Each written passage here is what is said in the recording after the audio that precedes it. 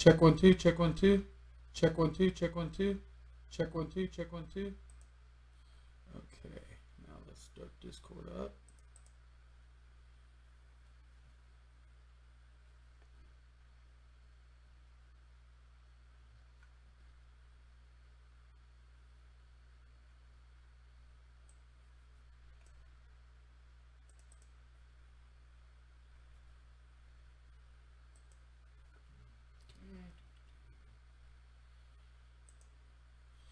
And I'm still connected, so let's see here. Let's get into my Discord and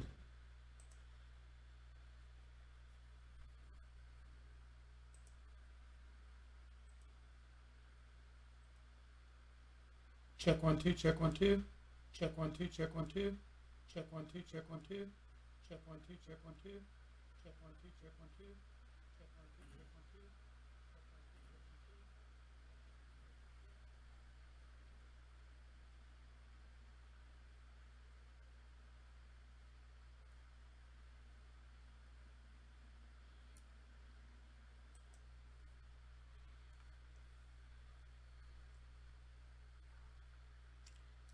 Okay, hold on a second. It's still not working quite right.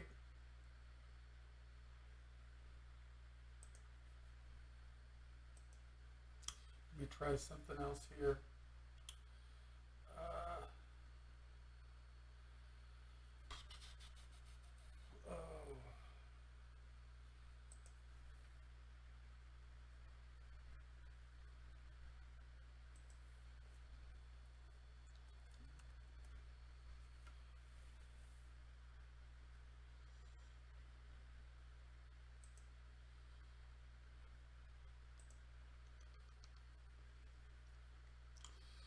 Oh. And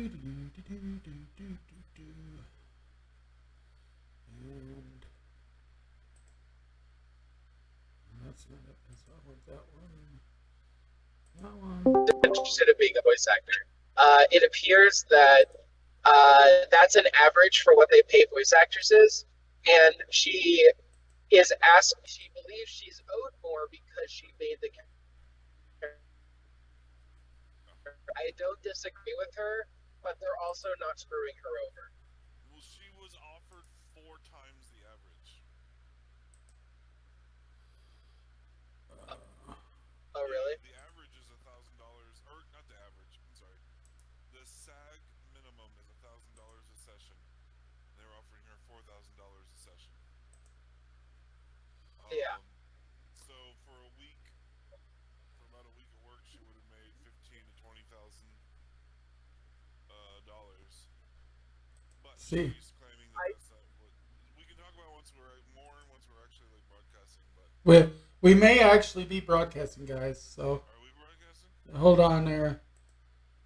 I need to make sure I've got your sound levels good. That was yours. Yeah, let us know when you're broadcasting, so we're not just like talking out of turn, you know. Right. Because I'm not hearing Lurch is loud. There we go. Let me make him a little bit louder. Now let's see if we can be heard on stream. Check one, two, check one, two. Stream. Check one, two, check one, two. Stream. Check one, two, check one, two. Toyo. Yeah, we can. Okay. I had to do that weird thing where I switched to the web version of Discord because sometimes the main one likes to take over the mic completely and won't share it. And weird. Yeah, it does that periodically. We hadn't done it in a while. I'm not seeing your cam, Angel. He turned his cam off there for a bit because it was locking up. Okay. Yeah, so I might. Yeah, I'll try to turn it back on, but I'm not even able to see Lurch's cam. I want to. Right now I'm going to be iffy anyway, so let me get past this little bit of a thing, and then I'll put it to the 2-host system then, so that we. Do they not want to see my handsome feet? Well, one of the ways it does it, it seems to swap out cameras a little bit and make it weird if I the way it does it on the broadcaster, and I don't want to reset up the broadcaster right now, but that's okay. We can leave a blank screen there. That's fine. Uh, I don't want to readjust it because I want to get everything working back normal next time. But anyway, we're here. Just for those who couldn't hear me before because we were having some technical difficulties, we are Game Time. We are an ongoing podcast, Twitch broadcast that keeps it going from the Gaming Arts Media Entertainment Expo where we all got together. And we're here every Tuesday from 8 p.m. to 10 p.m.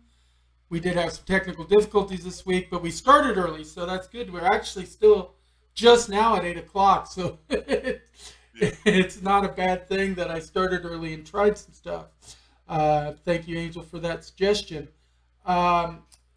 Anyway, we are going to mostly cover what happened at the Gaming Arts Media Entertainment Final Con this last weekend. Of course, we did not broadcast last weekend or last week because the con was coming up and we were preparing for it. And me and Lurch especially, we're on the board there, and we had a lot of extra duties to take care of. But we had a lot going on, got to see a lot of people, and we're going to talk about that. We each also have at least one topic to talk about this week, so we will do that as well. We have done a sound check and got it working finally. For some reason, the broadcaster was not picking up my microphone. Discord was taking complete control, so you guys weren't hearing me, and you guys got to be able to hear me or this podcast is useless, right? Just because my co-host can hear me. It could be a brand new concept in podcasting where me and Lurch respond to you and make our responses sound like you're saying terrible things. Well, no, I couldn't hear you guys either. It couldn't hear anything. It was taking all the broadcast, so it would have been more like a silent film version of a podcast. We would have had to put up word cards every once in a while to say what we said. And I don't know how well that would work. Maybe as a one-off, but not today. Anyway, I'm going to start our Twitch chat just so that I can see what's going on with that in case anybody comes into that chat. And as we know, we once in a while get a couple of visitors there, so it's nice to have it there and available. And then we're going to start off on our topics. As people can see, we've got the dates for this final game still up in the center thing. It was the 14th, 15th, and 16th. So it was just this last weekend. And $10 got you in for the whole weekend. So it was really great. And we had a lot of fun. For our first topic of the week, though, we're going to go over to Lurch with something having to do with Bayonetta. Yeah. So I'll go ahead and go through. I'll talk about what the news story is, and then we can discuss it after I get through some of the key points. So it started off last week. The voice actress for Bayonetta in the first two games, Helena Taylor, made a tweet asking for fans to boycott the third game because she claimed that she was offered a flat fee of $4,000 for the whole third game, and that she felt like that was a criminally underpaid for her work, for a successful for a successful franchise, sequel to a successful game. And after negotiations failed between her and Platinum Games, they then hired Jennifer Hale. And after she made these tweets, there was a lot of cyberbullying against Jennifer Hale and the director of the Bayonetta at Platinum Games and other folks. Jason Schreier of Bloomberg, in addition to a couple of other sources like VGC, have since found documentation and have talked with a couple other people familiar with the negotiations, that say that the truth of it is that Platinum Games attempted to hire Taylor for 5 sessions lasting 4 hours apiece, each of which she would have been paid $3,000 to $4,000 per session, totaling somewhere between $15,000 to $20,000 for her voice work on the game, which is a wildly different amount. Yeah. So she'd be looking at $15,000 to $20,000 of pay for about a week of work, um, which I've also checked. That is 4 times the minimum as defined by Industry standard. was it the SAG, SAG. the guild? Yeah. Yeah, the basically the trade union for voice actors. So, and she also they claim that that Taylor was insisting on a six-figure salary for her work on the game plus residuals. Um, so it sounds like it might be a he said she said. However, Schreier at Bloomberg and VGC, have multiple sources that are indicating that Platinum is, version of the story is more likely to be the truth than Taylor's side. Not only that, but like when negotiations fail like that, that's not a sign of let's strike this because they didn't give me the role. Is effectively what she's saying. And Yeah. like Jennifer Hale is a fantastic. She's Fem Shep from the Mass Effect trilogy, and she is. I mean, she does so much work in video games and anime. And She's a very prolific voice actor. Yes. he is my third favorite voice actress of all time. And You're in a bad area there, Angel. Yeah. I'm gonna buy it. Oh shit. Yeah, we're kind of losing you. I'll Okay. add that. Am I any better? Yeah, you're. Yeah, a little bit better now. Okay. I was just gonna say, I'm not gonna boycott it. In fact, I'm gonna go out of my way to buy the game because I support Jennifer Hale like so much. Well, yeah, and that's the thing is some actresses and actors who get roles, be they voiceover roles or walk-on roles, get full of themselves sometimes and don't realize that, just because you're asking for a ton of money doesn't mean you're the essential person that is worth that paycheck. Same thing with some athletes and stuff too. I mean, look at from movies and TV. Shannon Doherty, she thought she was the big star of everything she joined, and quickly got replaced in everything because she kept doing the exact same thing. And she did it in 90210, she did it in Charm, she did it in Fear Factor. Everything she hosted or was a star in, she thought she was big shit, and then she'd ask for more money. They're like, "No, you're not the star. You're just one of the actresses," and they replaced her. The entertainment industry is a really fascinating field, and like the way pay works in entertainment all across, whether it's video games, live theater, television, movies. It's a very different than it is in regular work. But some people still think that I read some people online saying that she should have been offered she should have been given 6 figures plus residuals. Everyone wants to get paid as much as possible. She's the star of the game. But really, when it comes down to it, Bayonetta doesn't sell because Taylor voiced it. Bayonetta sells because it's a really badass, fun game to play. Yeah, you may not be as essential as you think you are.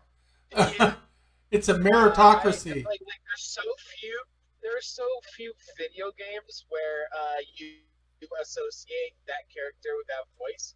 I would argue Geralt. Like, if you chose any other voice actor, people would probably revolt. In the Witcher series, I mean, honestly, Jennifer Hale as Vincent. Yeah. Now there's also the whole. I'm sorry. Go on. Okay, I was gonna say another thing to keep in mind here is, these games spend many years in development, right? Like people point Yeah. out, if the game sells and 5 million copies, then the game made this much in revenue. But keep in mind, the game spends 4 years in development with hundreds of people making it. That revenue is paying for the salaries of all these hundreds of people that spent their entire 40 hours a week plus working on this game for several years, and the voice actress is spending a week doing, lending her voice to the part. Mm-hmm. Yeah, Yeah. it's an important part, but it is not the most important part. Right. And it's a replaceable part. There are, like Angel said, not that many characters are so iconic a voice that you can't replace them. And there are voice actors and actresses that can imitate other character voices enough to where you don't even necessarily notice. Yeah, but I wanted to keep these numbers in perspective. If she's offered, $15,000 to $20,000 for a week of work, which is above the scale in union by a good percentage. That's 4 times the minimum of the union.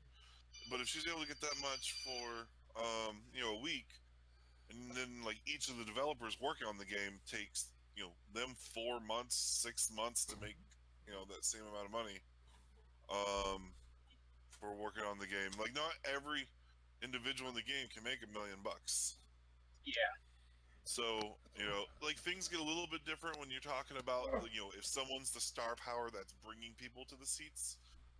Tom Cruise can demand $10 million for a movie because people are watching the movie because Tom Cruise is in it. Just his name's enough to sell the movie, right? Yeah. Yeah. Like him or hate him, Yeah, that's not the case for like a game like let's throw out one of my favorites, Horizon Zero Dawn. The voice actress for Aloy is like my number one favorite voice actor of all time, period. But I don't buy Horizon Zero Dawn as much as it's one of my favorite games because she's in it. Like that's a plus, but it's just a fun game. Yeah. Right. And voice actors like Matt Mercer or Laura Bailey from Critical Role, they're in tons and tons of titles, and people love them as voice actors, but they're not demanding like 6-figure plus residuals for all of the titles they're on. And Laura Bailey's been a voice actor for like Dragon Ball products for years and stuff. But if somebody replaced her in that, it would not be, that traumatic. Yeah. Voice acting is a very different industry because it's just the voice that's pulling it off. And yes, there are some that are so iconic. In some ways, voice acting is almost harder than regular acting because, like, you have to emphasize your voice more. I feel like not everyone can act, but even less people can voice act. So it is a very necessary thing. But it's not like people are watching Dragon Ball because of Goku, not because Sean Schemmel voiced Goku. Right. Yeah. Yeah.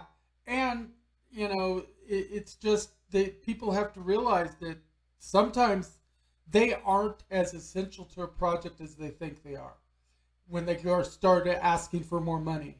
You have to realize that the project can only afford so much of a budget in each category, and yes, it might make some money, but I'm sure the only reason she was offered that $3,000 to $4,000 per session was because they felt like she was worth paying 4 times more than the minimum because they wanted to keep her in the game, but they can't swing 5 times more than what their budget is for it. Yeah. Yeah, this was a clear example of I feel like of giving an inch and them taking a mile. Yeah. Or an actor, actress, or a talent, I should say, getting too big for their britches. I think there's also a lesson here to learn about, jumping on stories too quickly because this, the tweets, the video tweets from Taylor came out, late last week or over the weekend. I forget which day it was, and people were dogpiling on it very quickly. Like the news, the video that she posted was had like 9.5 million views within a couple of days. People were harassing Jennifer Hale over it. Um, it kind of exploded. I bet a fraction of the people who jumped on the bandwagon are going to even see the updated story with more information. No, And people I need was your. before the live stream. Lurch and I were like, I think we were on the same point, but didn't know about it yeah, at the time. Because I was about to be like, yeah, like she's whining over nothing, and yeah, I tried to argue that she was making the average, but Lurch informed me she was making 4 times the average, so that makes it even worse for her. four But times the ultimately, minimum. I'm not sure what the yeah, average four is, times. but she's making 4 times the Well, minimum. it's I forget what the actual dollar amount is, but they charge it by every 100 words.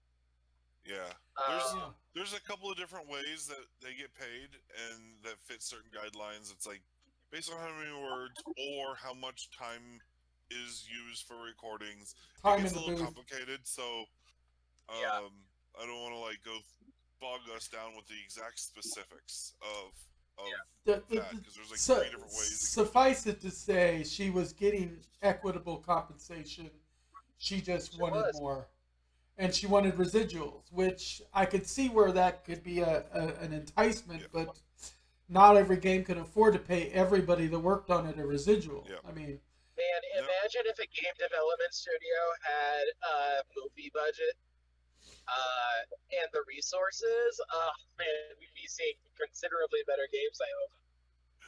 so I will say that there is a possibility.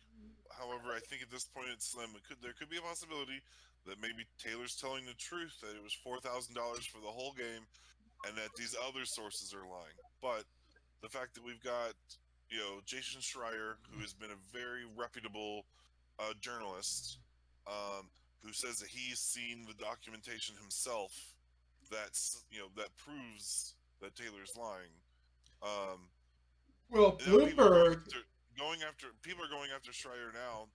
Yeah, Schreier's from Bloomberg. He works for Bloomberg. and Bloomberg is Some one people of are the going most after him, demanding reputable. to know his sources. Yeah, Yeah, and you don't have to necessarily give your sources sometimes as a reporter because you they're you generally protected. shouldn't. They're Yeah, protected. But Bloomberg is considered one of the number ones in the business. So if they're reporting it, I'm inclined to agree with them yeah, and Yeah, believe them because that's Bloomberg. They're like internationally reputable for yeah. that. So Taylor made a claim without any evidence. She didn't provide like an email or an image of a contract or anything like that proves anything she said. She just made this really really bold claim, and then very quickly, two different reporting agencies, one being Bloomberg, the other one I don't know as well. Like I know of them, but I don't know them VGC, as well to trust them. Yeah, VGC. VGC. But I'm quite familiar with Jason Schreier's work from Bloomberg, and so with these actual reputable news sources, claiming that they've got reputable sources and have seen the documents themselves proving otherwise, then I am under the mind that that is the more true than otherwise. There might be some Yeah, conflation coming from that side of the story, but I do think, even if it's a case of the truth is somewhere in the middle, I think that middle is much closer towards the it's Platinum Games leaning. side than the Taylor side. yeah, and Yeah, Platinum Games is like they're not known for shitty practices either. I don't think I could be wrong. Um, There's no Activision Blizzard. yeah, yeah, exactly. And I was reading something else. I was reading that's interesting is apparently Taylor hasn't voiced a game since 2014. since the last Bayonetta. I guess.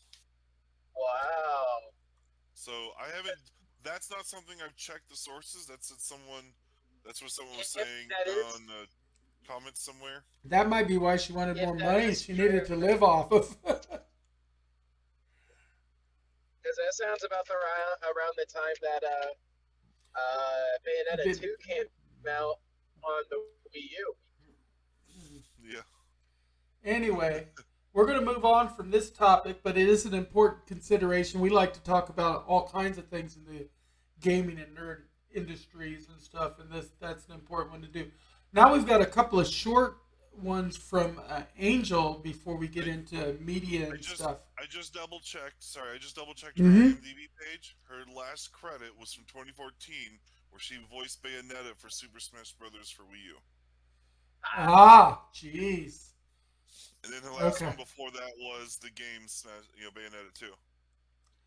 Wow, that's So, crazy. That's not a lot of voice acting in That is a few not years. to That's be it. demanding that much. Yeah, and So, that could have been the impetus too. She just might have needed the money. it makes me wonder why she hasn't, because she was pretty busy before then. She's got multiple projects in 20, she's got quite a few projects between 2006 and 2014, and then just stops after Bayonetta I, as a voice in Smash and Bros. I don't. I'm just throwing a wild opinion. Just not even an opinion. Just a wild thing out in the ether. Maybe it's because she's done this to other studios. Like, is she being blacklisted? What's going on? Yeah, We don't know. possibly. But anyway, we're going to move on until we find. We're not going to speculate right now. We're going to find out more, Yeah. and maybe we'll update this at another time. But we're going to move on now to Angel's two smaller topics. It's just a couple small stories. One of them I plan on getting just for the lulz. I don't know if anyone's familiar with D&D's Yawning Portal. Oh, so you want to start with that? It, Yeah, we'll sure, start with yeah. that. So the Yawning Portal is a inn. It's very popular in that has spanned multiple editions of D&D, and lots of heroes and lots of stories. There's even a 5e book of multiple quests, like random quests, just standalone quests that you can get. Tales from the Yawning Portal in 5e. Right, and it's in Waterdeep, and And it's a big seems like tavern. yes, it is in 5e. Yeah. And so yeah, so in sorry, I lost my train of thought. Hasbro is now making a board game slash card game where you are now a waiter or a server in this, trying to serve a whole bunch of different heroes and stuff. And it is such an odd concept. I'm honestly interested in buying it because like you're essentially becoming a server. Like you're not at an entering role like most of these. You're a board serving games. wench. You're just like someone. Yeah, yeah. That's like so weird and quirky, and I'm just like, you know what? I'll buy it just to see what it's like. Hope like maybe if we buy it, Lurch and I can tell you how it was. It's Red Dragon Inn meets D&D. I was gonna say it's reminding me of Red Dragon Inn. Yeah. Yeah. Although Red Dragon So- Inn, you play the patrons. In this case, you're the serving wench. Yeah, that's true. But So, yeah, still. Yeah, so that's something that comes out on that comes out in January, so in a few months. Yeah, I'd like to just try it out and see what it is. So the second one is, I believe they are the studio Invoke is making a AAA D&D title.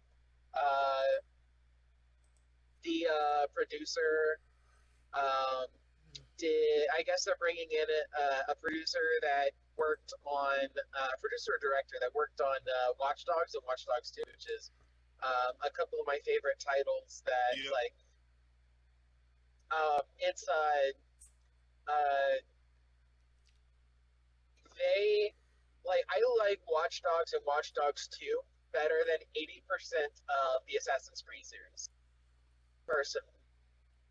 Not all of them. I'm enjoying Ragnarok and or I'm sorry, Assassin's Creed Valhalla and Assassin's Creed 4 Black Flag, but I think those are the only two that I like better than Watch Dogs. But yeah, it's exciting. We literally know nothing else. Yeah, We so just know that a new. the guy you're talking Huh? about, Dominic Gray, he was a producer on. He worked on Splinter Cell before becoming the senior producer for Watch Dogs 1 and 2. Yeah. So, um, so he's got some good. He's got some good work under his belt. So I'm excited for it. I barely dipped my toes into Baldur's Gate, Oh, so I'm interested in this now that I'm like, So anyway, that's kind of like that's all we know. So that's it for my stories. all right. And my quick story this week. It's actually Joe Manganiello is directing a movie about Dungeons and Dragons, an actual biographical movie about our favorite role playing game. Is for those who don't recall, Joe Manganiello was from Magic Mike and several other shows, but he's also a big fan of Dungeons and Dragons and a player. And Yep. he's so he's going to be directly involved with this as the director, and it's basically the most famous tabletop role playing game is celebrating its 50th anniversary in 2024. And as part of the festivities, with the release of a documentary about the game, according to Deadline, Joe Manganiello is set to direct the definitive take on Dungeons and Dragons alongside Kyle Newman. The movie is being produced by Joe Manganiello, Kyle Newman, and Adam F. Goldberg, as well as Nick Manganiello, Cicely Tyler, and Anthony Savini. But basically, we're getting this offering of D&D by what's truly known to be a super fan. I mean, Joe Manganiello has completely converted his basement into a Dungeons and Dragons man cave in his house and stuff. So he's a super fan going out to direct this movie. So we're going to get a lot of um, detail about Dungeons and Dragons from him. For those who don't know, the go ahead. Sorry, go on. Those who don't know, the 30th anniversary of Dungeons and Dragons, the forward of the books was written by Vin Diesel, and now this 50th year thing is going to be done by Joe Manganiello. Go ahead now, Angel. You were going to say something. Oh, I was gonna interject when you were talking about making his man cave, his basement into a D&D man cave. I was just gonna say I get the feeling, like I get it. Yeah. Joe. Oh, I'd totally be there, That's what I'm man. I currently mean, doing. if I had the, That's if that's I what I'm had the, currently. That's what I'm. Oh, sorry. I was yeah, just saying that's what I was currently doing in my basement. Is right, turning it into a D&D man like cave. dungeon effectively.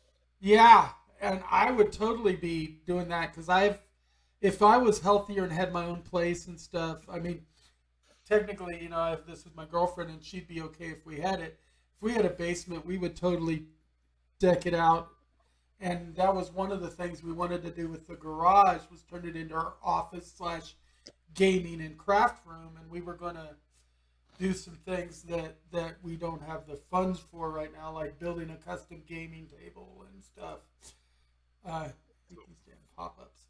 But Angel, do you recognize who this guy is? Joe Manganiello? Do you know who he is? I cannot see anything that's being shown. he Sure, was in sure. he was in Rampage, He was in the very Justice League briefly. movie. He was He in was Justice. Oh, he was Deathstroke in the Justice League movie. Yeah, he was. I don't. I'll have to like look at him because I don't. He I'm was. not familiar with his face He or was a like his name. werewolf in True Blood. He was. He's played in some of the live D&D streams. He was in For a the handful of episodes of Big Bang Theory. He's been in quite a few things. yeah, like I said, he Only thing of anything you guys have mentioned that I know would be Rampage, and I don't. I only remember The Rock in that, and he, and he Justice League. and I barely remember anything about Justice League. In Rampage, he was the lead helicopter commando that went out after the giant monsters. He died relatively quickly, but Oh yeah, then I probably but wouldn't have recognized. yeah, but he plays with Travis Willingham with Matt Mercer DMing when they do this one set of DMing where it's all like big sports and big guys playing big Wait, characters. is he on Critical Role? He's guested on Critical Role. He's not. He's not a regular on Critical Role. I have wanted to watch Critical Role, but it is so intimidating with all the episodes that they have. I'm like, that is a when I am truck driving thing. Yeah, it's a good podcast to listen to if you want to listen, especially since each episode is 4 hours long. His character's name on Magic Mike is Big Dick Ricky. yeah. I didn't watch Magic Mike, but yeah, I know that's the I'm looking at the IMDb page to see his what he's been on. I have watched Magic Mike probably 3 times because I am surrounded by women in all aspects of my life. But yeah, Joe Manganiello, I mostly know him from True Blood and from Dungeons and Dragons. But so when you said he's Big Dick Ricky, I know who that is. Okay. So now you know who it is. That's the yeah. only thing I can remember. But he's one of those big, brutish, jock types that you wouldn't expect to necessarily be a D&D player, but he is. Yeah, I saw something a while back where there was some guy that was like at the gym, and he's like, there was just like someone that wasn't Joe, someone that was like flexing at the gym. He's like, I've got these muscles because I don't play games or something like that because I'm not a nerd. And then Joe Manganiello like replied to him, like Stitch replied or whatever, and he's like, weird, because I am a nerd. And then he like flexes, and it cuts to an image of him being on like the cover of like Men's Health or something. Right. Yeah, I don't know. I can't remember exactly how it goes, but just kind of like. Not only that, but I think his wife who's trying to bully nerds. Isn't his wife one of the judges on America's Got Talent too? I don't know. I think it is. I think we all know so little about Joe Manganiello. I mean, Manganiello is how it's pronounced. That's how he pronounces it anyway. He did have a good fit for being Deathstroke, and I'm disappointed we didn't get to see him really play the role out besides just a couple of short scenes. Yeah, Deathstroke was yeah, so character that you can go with. You get basic. He's married to Sofia Vergara, who is one of the hosts of America's Got Talent, one of the judges. I thought so. I have not seen it. Steph and Monica watch it. He played Flash Thompson on the original Spider-Man trilogy. Oh shit! I know that guy. Yeah. Holy shit! All right. Yeah. Cool. Yeah. Joe's pretty badass. So anyway, I just wanted to point out that he's going to be directing, and because he's a D&D super fan, it bodes well for the documentary. Yeah. Anyway, we're going to basically go in now to talk about game and media. So we're going to get the media out of the way first, and then we're going to talk about game, just because game is just going to be all over the place, and I want to have as much time as possible on it. But we'll get the media stuff out first. I'm not doing a vault or anything this week. So we're going to go right away into Werewolf by Night. I know we kind of touched on it before game, but it was, in my opinion, and I think and from discussing it with people at game and stuff too, from a lot of people's opinions, it was so well done. The noir feel of the game of the show really stood out, and they did that classic thing where in these shows and movies they didn't really reveal the big monster till near the end of the presentation, so you had the anticipation all the way through. I think that was one of the best parts of Werewolf by Night. I love what they did with Man Thing. Oh, Man Thing was Thing? great. Yeah, Man Thing is Thing. Yeah, DC. yeah.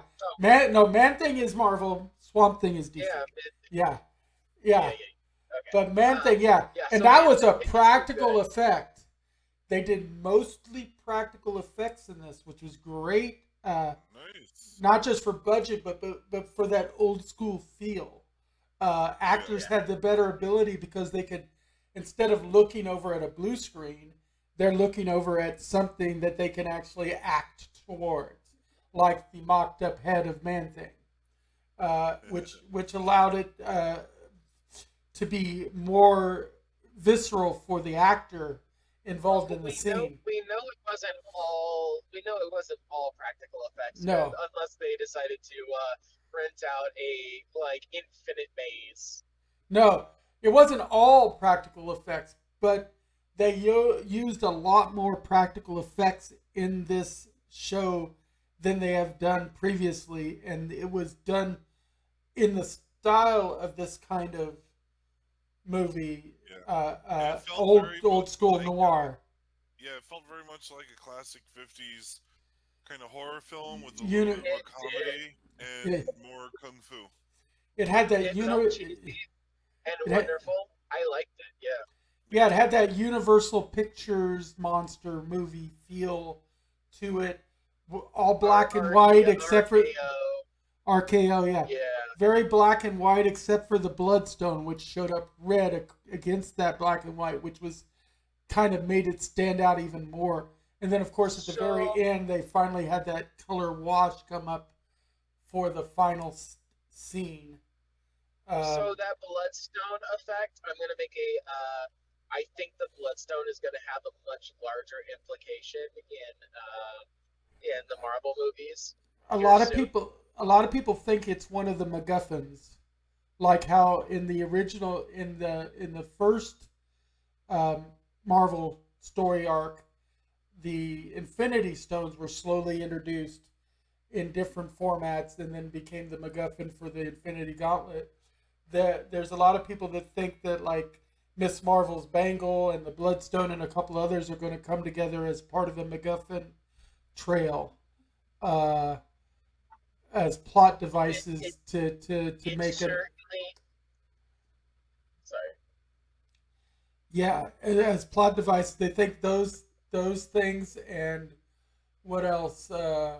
Possibly the compass from Moon Knight might be involved somehow, or there was something else that was listed. I don't remember. Well, it seemed. I think that they're setting up for a Midnight Suns.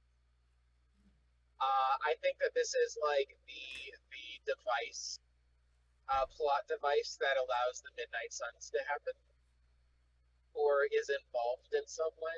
I hope. Because I would love to have. Or did they not confirm a new Ghost Rider as well? Not yet.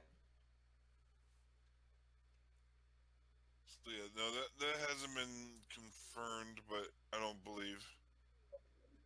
But It's been heavily rumored. It's Yeah. been rumored, but it's not been confirmed. They're setting up a lot of stuff, including making Doctor Strange a little spookier. Making Doctor Strange what? It's a little spookier. Yeah. Oh, yeah. They're also talking about Werewolf by Night possibly being the replacement Marvel character for the Hulk in some respects.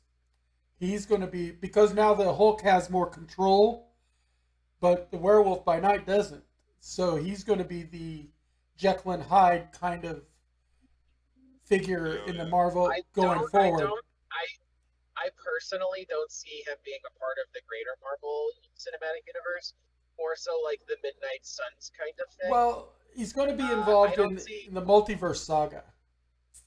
Because Do we have confirmation he's involved in the multiverse saga? Not 100%, but they have him, especially in Werewolf by Night, as allied and almost like a sidekick to Man Thing right now. And Man Thing's primary power set involved multiversal control, and so there's a good chance that they're going to bring that into the multiversal saga later on. I feel like that Werewolf by Night did two things.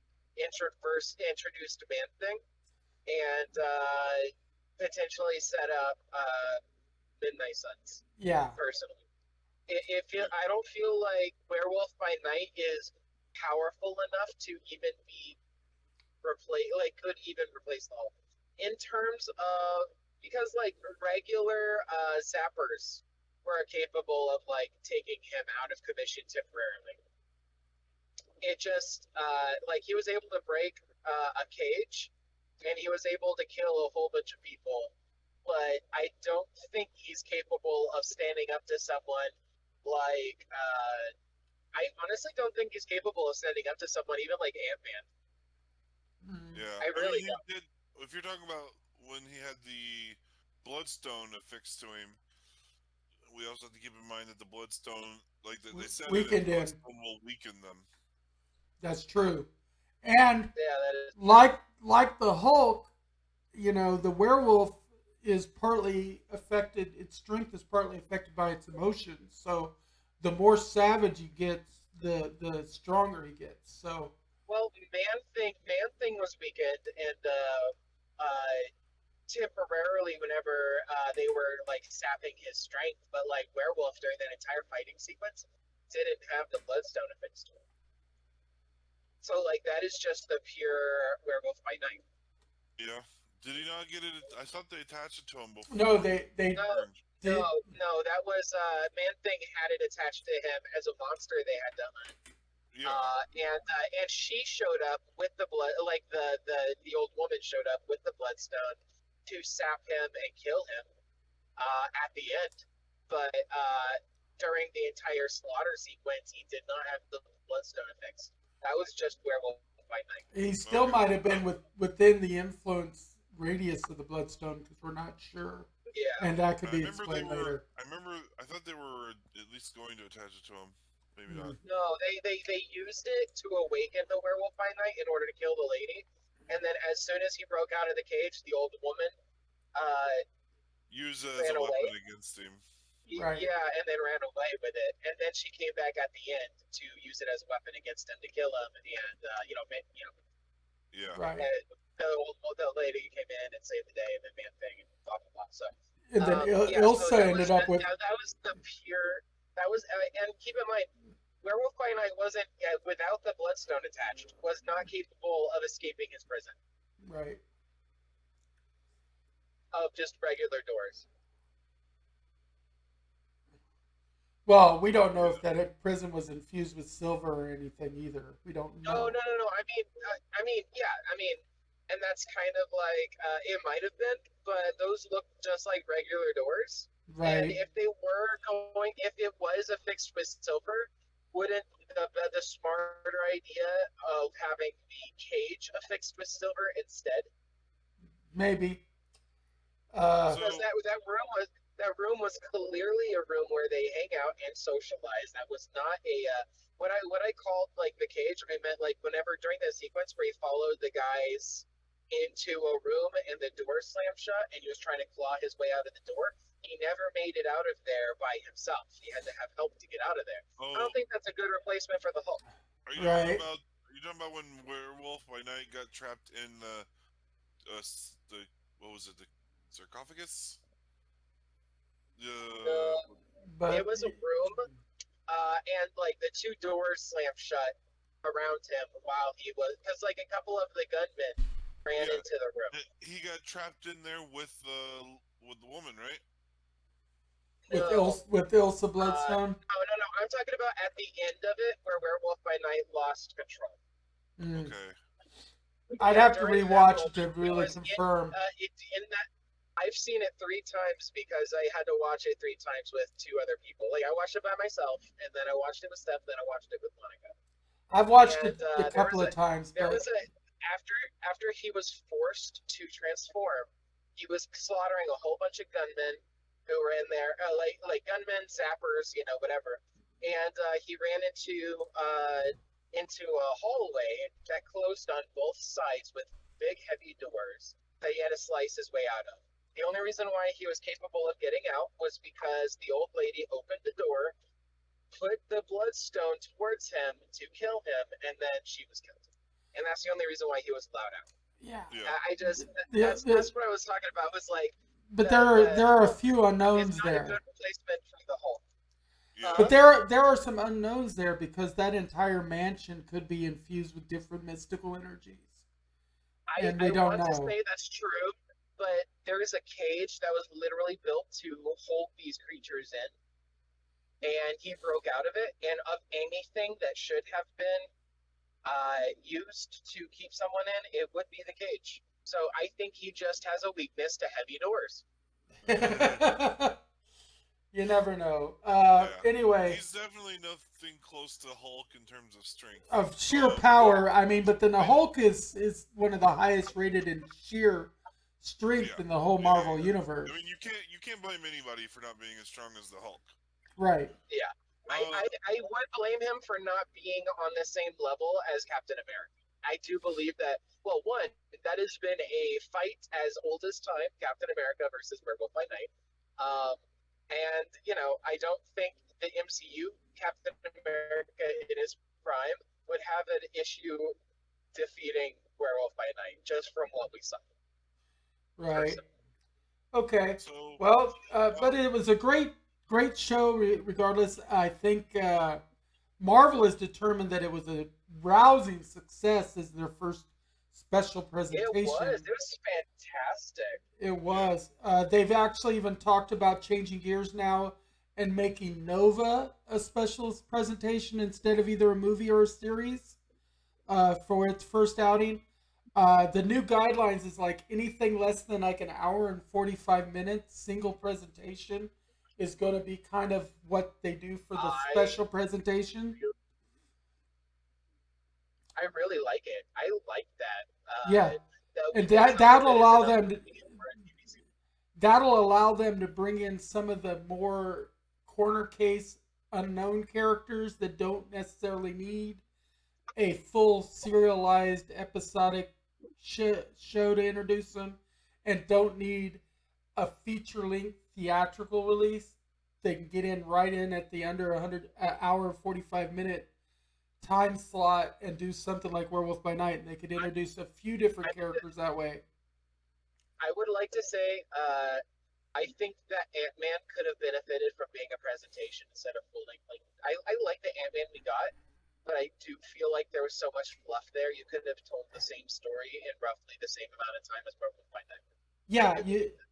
Oh, there are a few characters that you could do that way. I mean, if they really wanted to, they could have done uh, like Miss Marvel and some of the others in a Werewolf by Night length kind of thing too. But they decided to go into a little bit more detail on those particular characters. Monica Rambeau could have had her own special presentation if she wasn't introduced in WandaVision, for instance. Characters like that are the ones that I think special presentations are mostly going to be aimed at, but not all. Like one of the special presentations is going to be the holiday special for Guardians of the Galaxy. And they've been introduced before, but they get a special presentation for a holiday thing because that's the other thing they're going to do with the special presentations is make holiday specials I that mean, are a heck, little if bit you if different. you can even count that I Am Groot as I Am a Groot is a is still series. serialized, but when you look at how small they were, they're really just all could have been mashed together as one special presentation with a bunch of shorts. Yeah. It was great though. I mean, I Am Groot was awesome. I loved it. But yeah. My Anyway, daughter loved it. We had to go uh, out of our way to buy a little it Groot. was so cute. It was so cute. Uh, Baby Groot is just adorable. I gotta say, I want a Baby Groot for my knickknack shelf Baby Groot should be something that every nerd has. Uh, now we're gonna move on from Werewolf by Night, and next I think. Did you guys ever get a chance to see League of Super Pets, or are we still putting that one off? I did. I watched it. Did you, I Angel? watched it. Okay. I So we can I finally talk watched about it. it. I watched it sporadically while I was at home. I know how it ends. I know a lot of the jokes. We can move on with it. We can talk about it. Yeah. Okay. Um, for one thing, Dwayne Johnson as the voice of Crypto was great. I thought he gave it a nice, very.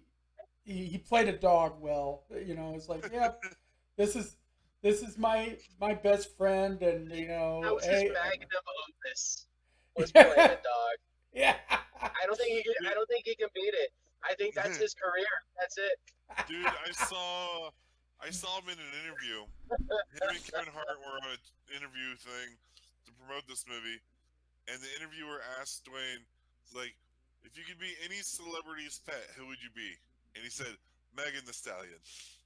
And interviewer asked, why? And he goes, let's not go there. Wow. Kevin Hart is just laughing his ass off over to the side as he's I realizing like what Dwayne's the answer was. I like the evil villain gerbil. That was great. The whole concept of the gerbil being the uber villain, it very much Guinea put pig. me in. Yeah, the guinea pig. That's She'd kill you if all- you're on there, it gerbil. totally. Yeah, she.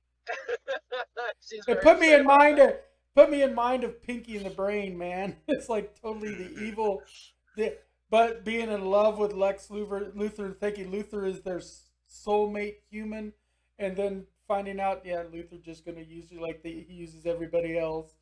Uh, Kevin Hart as the Bat Dog was amazing. His attitude, his vulgarities and stuff. I mean, it was so cute in so many different ways, and it told a great, encompassing story. I think. What do you guys think? Yeah. I think it was really cute, really funny. It fit what it was I, meant I for. I liked it. There was a lot more. I think it's better than a lot of like these other like cash grabs just because of the style of jokes resonate a lot more. I don't know I what they are. They're just higher quality jokes. They don't some of them did, but not but a lot of them like aimed for the higher fruits on the tree. They didn't pick the Yeah. lowest fruit, and I really appreciate that. Yeah, and I think I mean, even though it didn't specifically set up for it, I think it deserves a sequel because it was so good. Uh, I think that I people would I watch a I, I sequel. I honestly, I am in the boat. I'm one of these people that's like, I think if something is good, it should stand alone as good. Chancing and making a sequel just because other people liked the first one is almost for sure going to make something fail. But I don't know if but it would or not, it but does I would stand argue alone anyone. fine. It Uh, does stand alone fine. I'm saying that a sequel would probably go over well if they used the same because of caliber of jokes. I yeah, I think um, they didn't set up for one, which is probably a good thing, like you said, it because it did need to stand on its own. They didn't really set up for one, but they did all pair off a hero with each one of the pets. So there is enough of a string there to bring him back for another one. And don't get me wrong. Don't get me wrong. We're 100% getting another Super Pets. yeah, It was popular. We're 100% getting one. I just feel like anything that's good, I'm getting tired of all of the things that ruin it later. yeah. And sequels often ruin originals. We know this. There are sequels that are just absolutely terrible. I don't believe a sequel can ruin an original movie. No, No, it but can they make can ruin a it good. franchise. They can ruin a franchise. They don't ruin the original movie, but they kill Yeah. the franchise and prevent it from going on further. where I it mean, could. there's no going on further if you don't make a sequel. That's just fucking Right. stupid. It's just you make the wrong sequel and it also doesn't go on forward because the wrong sequel makes it to where you kind of have to stop. And There's this thing, especially in like Japanese culture, where they go too far after something hit its prime, and Yeah. like it starts getting worse with every new addition that they add to it, whether it's a movie or a TV series. Like I think like the Arrowverse did this. It went well past its prime of what it should have been, and like I feel like right now the Arrowverse has like in general feels lesser to me because of how much they did. I truly believe that if something ends at its peak, then it will always be good. But if something continues on until it's trash, then the entire franchise, it doesn't matter if the first season of The Flash was amazing, people will consider the entire series of The Flash as stale after a while. see, And like there that's what holds you're going to people back. possibly get some disagreements here on that one because I still love the Flash, even I its most lost current interest after season. the fourth season. Uh, and me and Okay. Lurch were big fans of Legends of Tomorrow, even if a lot of people broke off from Legends of Tomorrow. Some of the stuff that a lot of people got tired of, we loved, like the Legends, campiness. Legends of Tomorrow is my favorite Arrowverse show. So And I Flash is enjoyed Legends mine. of Tomorrow. I enjoyed Legends of Tomorrow, and Flash was mine, but like they started reusing ideas, and then the Infinite Yeah. Wells thing that was So, so, man, here's the thing: is don't make a sequel for the sakes of just having a number two or there whatever. Have a that's good idea. exactly what I, yeah, exactly, that is a statement I agree with. I think that Yeah, when you move forward and you like go past beyond what is good, if you don't have a good idea, don't make a fucking sequel. Yeah. I think that's a great yeah. Like, statement. Don't like, force it. Never I force think, it. yeah, like if the executives say we have to have a sequel no matter what, that's a problem. If the Right. Yeah, writers go, we think we have a good idea for a sequel, then fucking go with it. Then explore it. I Yeah, So yeah, there's a difference between forcing a sequel and creatively, organically coming up with a quality sequel. I feel yeah, like I've just been so jaded by the industry because they almost always go with creating one for the sake of making one. I think that's Uh, especially true with kids movies because they'll make a first movie with like a great cast, great writing, and then they go to make a sequel and they're like, let's relegate our B team to work on the sequel, yeah. and it Because doesn't they even yeah, come figure out almost canon. they've exclusively for Disney movies like that too.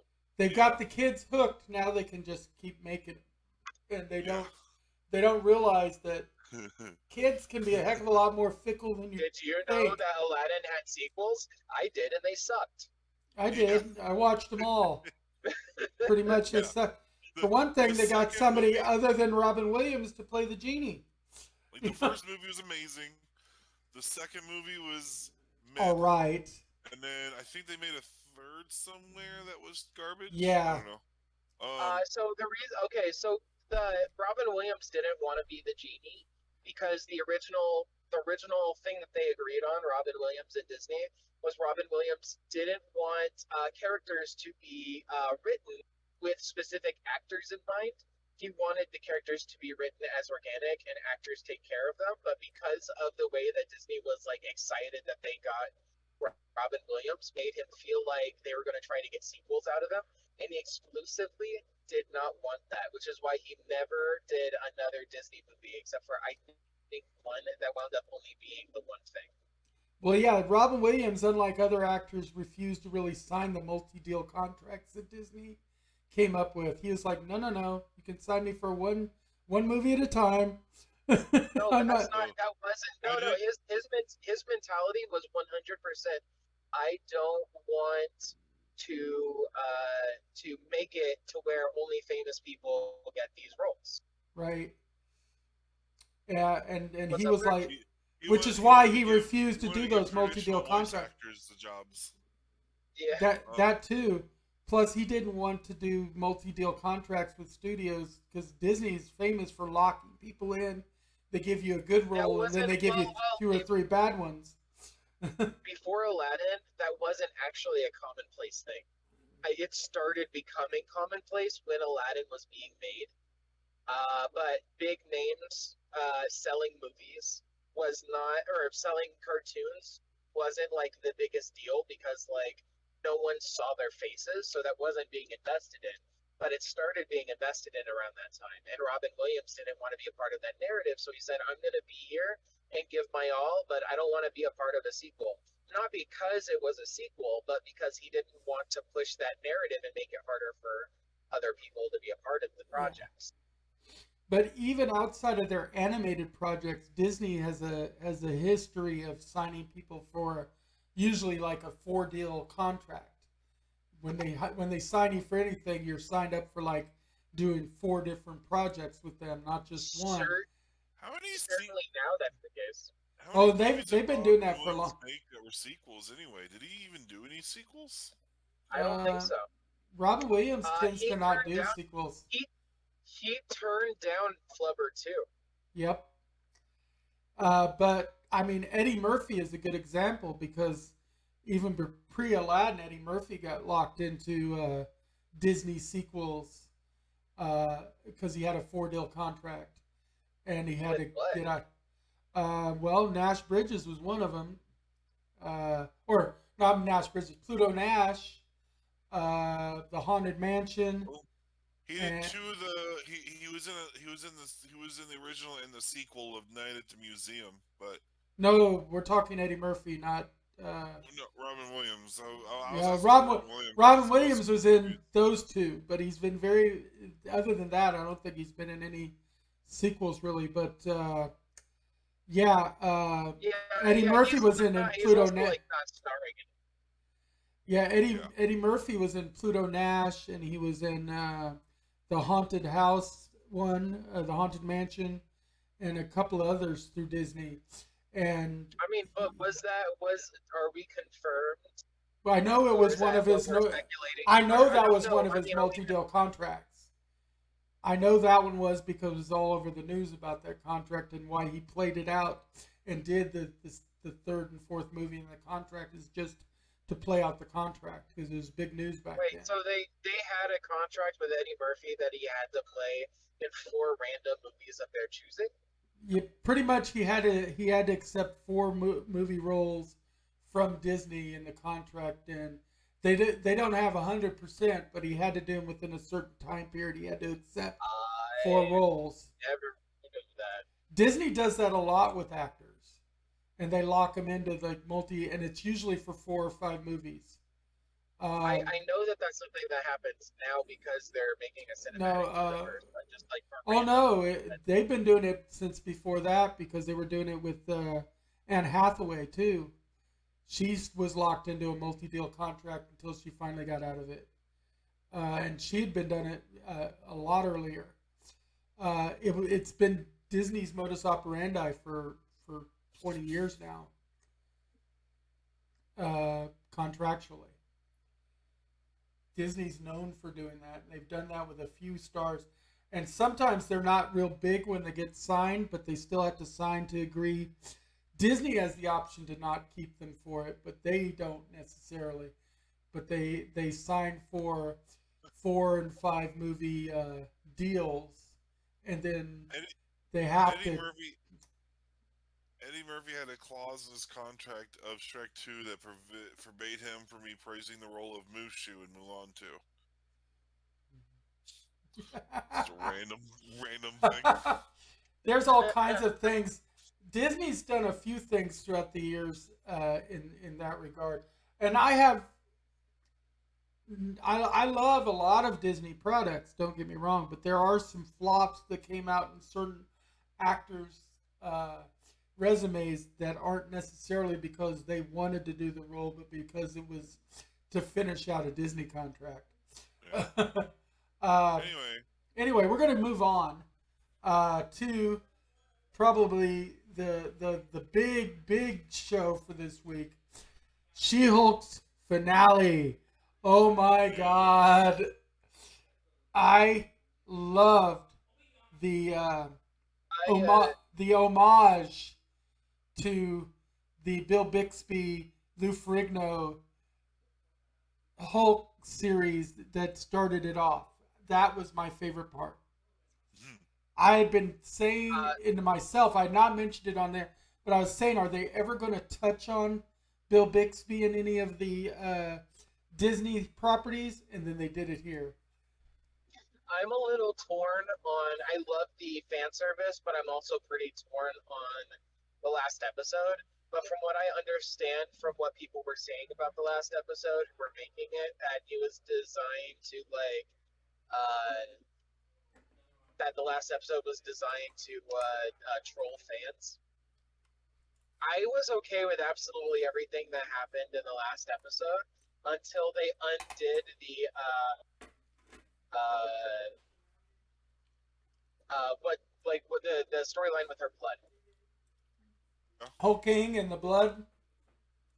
So everything she undid made sense because like it was all like really crazy. But the one thing that didn't make any sense was the number one mystery throughout the whole thing about her dating somebody and getting blood and they introduced entire episodes where the sole point is for two episodes in fact where they set up that they were trying to get her blood. Yeah. Yeah, And they then they still should have completely brought undid something in. it. Yeah, they should have at least married that storyline because that effectively nullified the entire point of the She-Hulk Well, TV show other than she's a lawyer with superpowers, which is a well, great point. But like the entire action, they at least could the have entire said that it didn't work on him because yeah, remember, if they did absolutely anything to tie that like they could have made it a joke. Been like, oh, he tried it and nothing happened and it petered out. Like that like during the rewrite that she asked and instigated from Kevin, which I loved Kevin. I loved Kevin. Um, Yes, Yeah. they could have instigated a thing where like what's with my blood and stuff like that, and why do we have to have like a face off? They could have completely thrown that cliche on its head by him like trying to superpower. He gets bigger and then goes even smaller than he was before. Would be fucking hilarious. No final battle. She still gets to arrest them.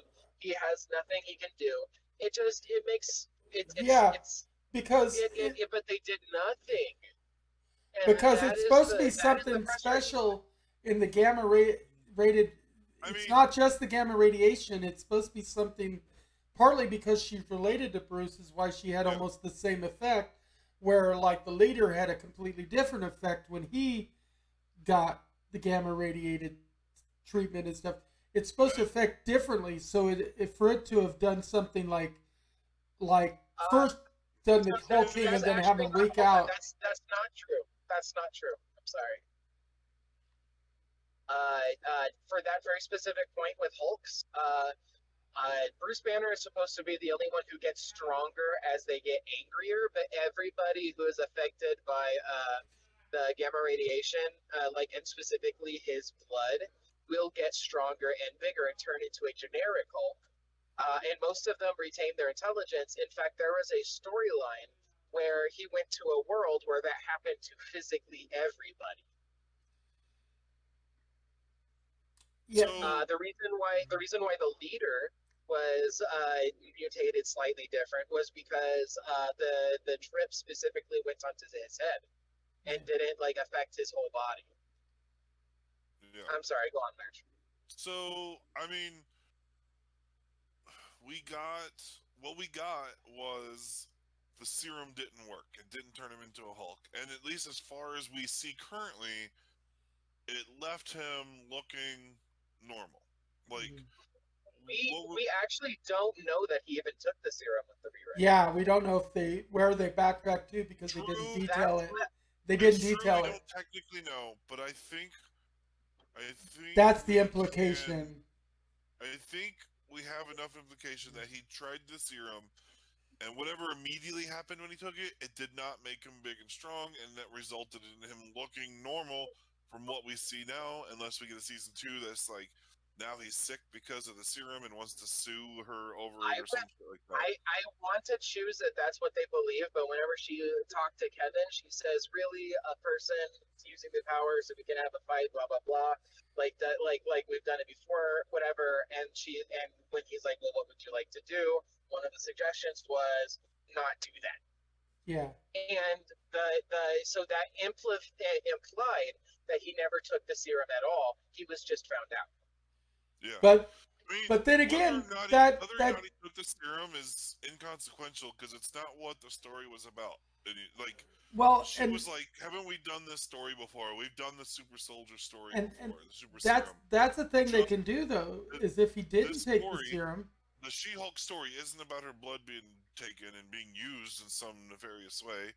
It's about her coming to terms with being She-Hulk. Absolutely, and that's kind of like why I said it's only like the one thing. However, if it was just a one episode plot line, but that was like the B plot, or that was actually the ongoing. No, hold on, that was actually the ongoing narrative and the arc of the entire series so far. Every episode had some implication.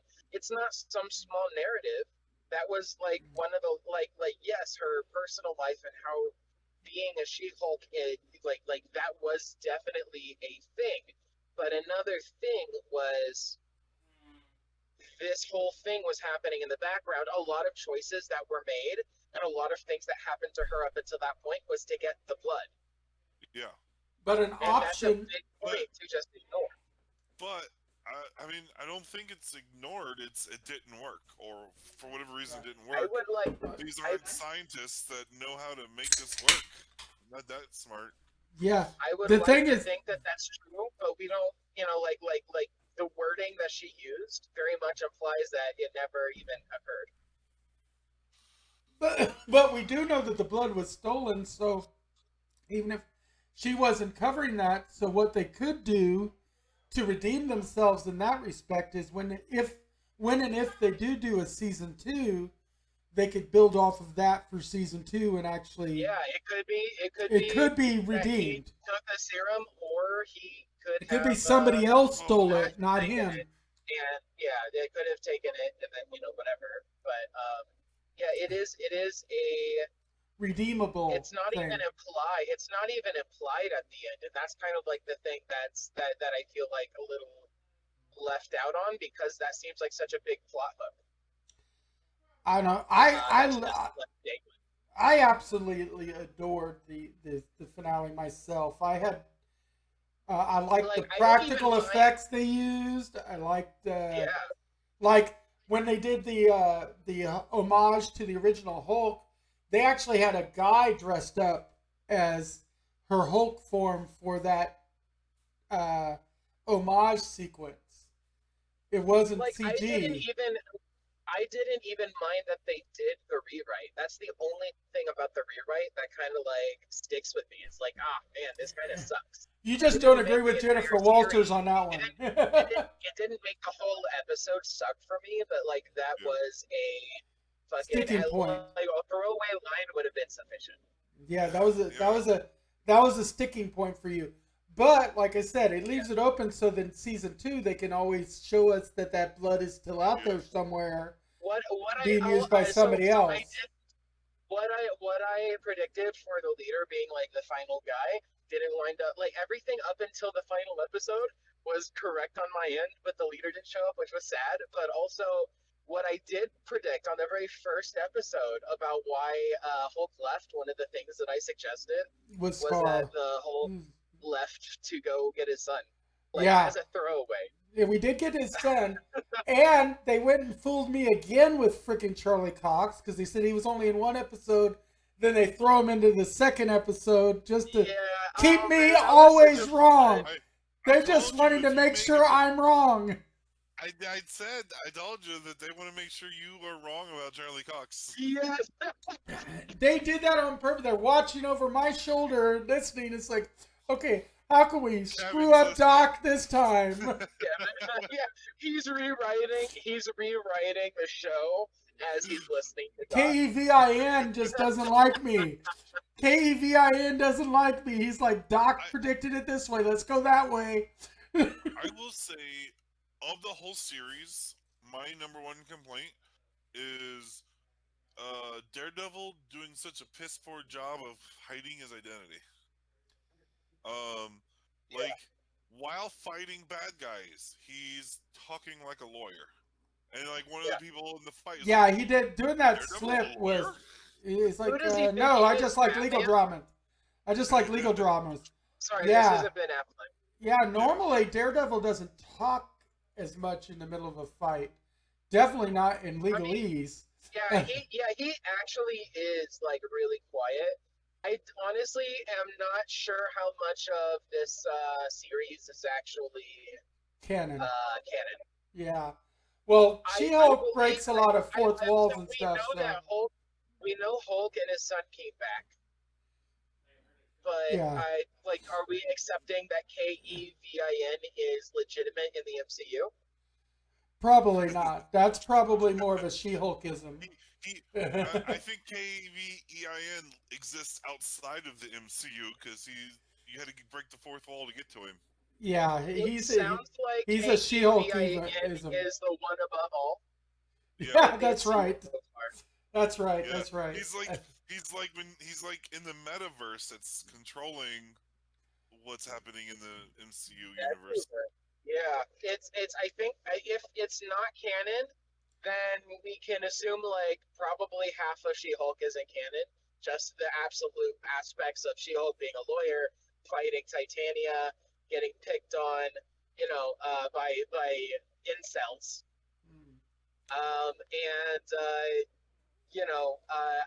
It really does feel like those are the bullet points, and probably the other stuff didn't happen. Right. Anyway, we're gonna You just basically described the whole show. What wasn't canon at that point other than Kevin? I left out the probably the injections, probably the talking directly to the camera. Obviously the any fourth wall breaks. Yeah, any fourth wall breaks. Yeah. I honestly don't see a reason why the fourth wall breaks aren't canon. Like I'm okay with them being canon because I feel like that's the negative aspect, if you could call it negative, of being of like the serum. Because we do know that the one below all is the anger of the one above all, and the one below all is the one who gives his power to the Hulks. And like there's a green door that opens that suffuses them with energy. That comes directly from the one above all. Right. So it is entirely possible that one of the negative aspects of her becoming She-Hulk is that she now has limited fourth wall awareness. And some level of reality warping because she's able to actively go into Marvel Studios. So that's entirely possible. I think in the whole series, only one other character reacted to her breaking the fourth wall, and it was Hulk. Right. Because he would be confused about who she's talking to. Yeah, you're right. But I think in the whole show, he's the only one who responded to her fourth wall breaks. It actually makes a lot of sense that is an aspect of the Hulks because of where their power comes from. Yeah. Right. Anyway, we're gonna move on. To Whoa, hold on. Implications for Scar. Oh yeah. The biggest fucking aspect of the episode, in my opinion. Hulk's got a son, and he looks meek as fuck. He looks interesting. Yeah, he looks like insecure about where he's at. He looks infantile. He looks like an infantile Hulk. I was like, what are you trying to say? No. He looks he has kind of an infantile face. He's very infantile. Not just an infantile face. I'm talking about his general body demeanor seemed not confident at all. Like submissive. His body language as they presented very him, submissive. Not submissive, just inconfident. He might just be shy on this different planet. That's the meeting his thing. dad's friends. Exactly. The original wasn't, and I like that he is shy. That's a reaction I would have, being so far away from home, being introduced to a whole bunch of people that I've never seen. These all look like aliens to him, and they're people that all knew his father, who was a war hero on Star. There's It feels like absolutely that he would be meek. I mean, like insecure about where he's at. And I like where they're going. He's not angry and brash, at least not yet. Let me hit the rumor mill again too. He's rumored to be the final component for the Young Avengers to take Hulkling's place. I was excited for that. I was actually telling that to Monica because I was explaining who Hulkling was. Yeah, that is exciting. He could be Hulkling's replacement for the Young Avengers in the MCU. Anyway, we're gonna move on. Oh shit! Well, I mean, you can't just throw that at me and then me say Secret Avengers is or Secret Invasion is occurring, where he they could be also introducing Hulkling there, and so they might be connected somehow. They might be. Anyway, we don't know yet, but that's what's out in the rumor mill right now, though, is that he may be how the MCU handles that aspect of the Young Avengers. Anyway, we're going to go on to our final thing, which is Stargirl for media. Did you see the newest episode of Stargirl this time, Lurch? Yes, I just finished it before we did our podcast. Betrayal, okay. A big part of this episode had to do with trust. Courtney is out there teaching Cameron how to use his icicle powers, while mom and stepdad find out that she's been hanging around with Cameron, and so she goes because they don't trust the grandparents, which I don't trust the grandparents either. So they go kind of trying to make nice with them with a basket of fruit. It's probably Wildcat excess fruit that they got from Crusher. That's what I thought. Wildcat goes and discovers the gambler's laptop in Shiv's place and brings it to the rest of the JSA. And of course, Beth downloads the stuff from the laptop, and then they take it back, which gives Shiv and Wildcat a chance to go at it in a battle. Big important part is Pemberton telling Our Man that there's an actual limiter in the hourglass when he's trying to fix it because it's not working quite right. So he pulls the limiter at the end of the last episode. So this episode, he suddenly no longer has his 1 hour limitation.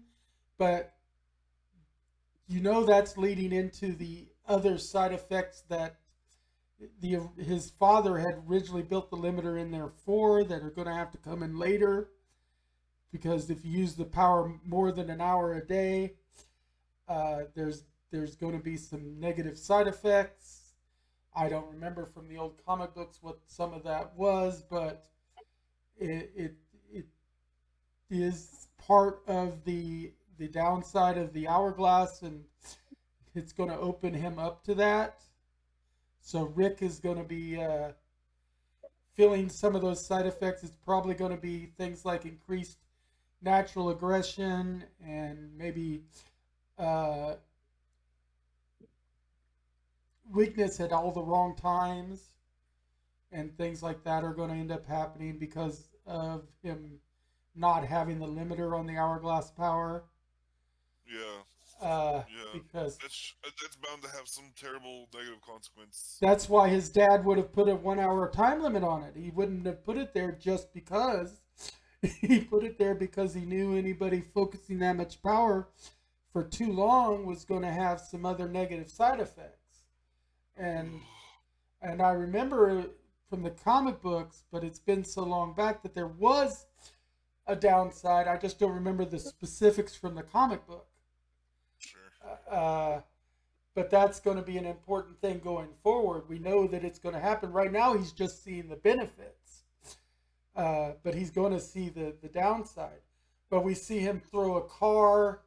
Well, we see the car land almost on Shiv, so and then him do a Hulk style jump and land in the middle of their battlefield area.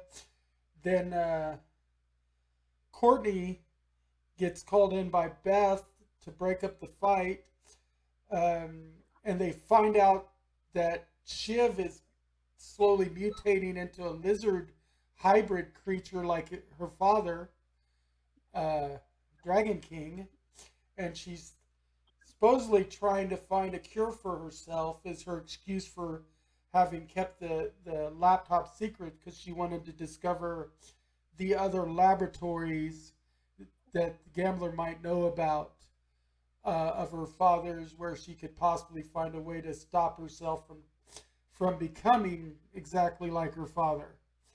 Uh, um, we know, of course, that at some point Cameron's going to find out that Courtney is part of the JSA and specifically Stargirl, and they're the people that defeated slash killed his father. He's going to have that big moment of betrayal thing. We're building up to it. We know he's going to feel the betrayal because she didn't come out and tell him beforehand. And I mean, those are the big themes in this episode. And of course, we still have the pin wielder and her little half brother trying to get Shiv to be with their little all stars group. Yeah. Bringing her flowers and candy and talking to Zeke about girls. That was really something. Awkward, yeah. Yeah. They look like they're trying to court her at the same time. Yeah. And of course we also have Beth's parents trying to get involved, and Beth's like, no, that already killed Pemberton's sister. I don't want my mom and dad to die because they're trying to help me. I've got my team helping me. And their parents, they're thinking, we're on your team too, Beth. Yeah, no, you're not. Don't make me cut you out more than I already have. And then she asks Wildcat, it's like, am I doing the right thing? Would you get your parents involved? She's like, hell no, but my parents suck. Yeah.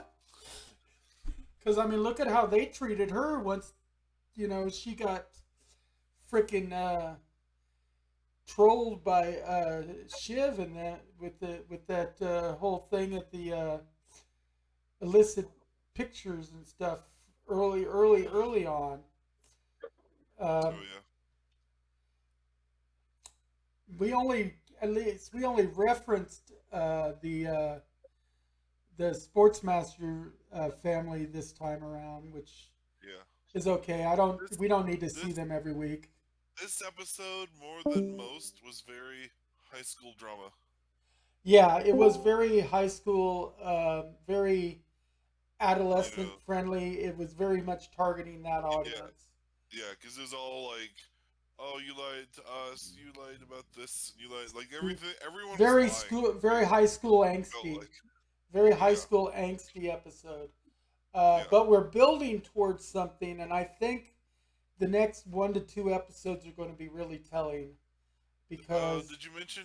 I think you mentioned that Beth found the feeds of recordings happening all around their homes and stuff. I said that Beth called Courtney in, and she called him in because she found on the gambler's laptop that there was feeds everywhere.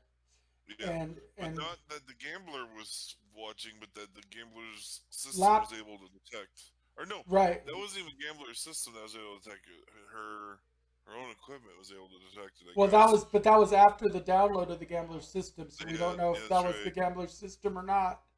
But I think so, because I think Shiv was using it as well to spy.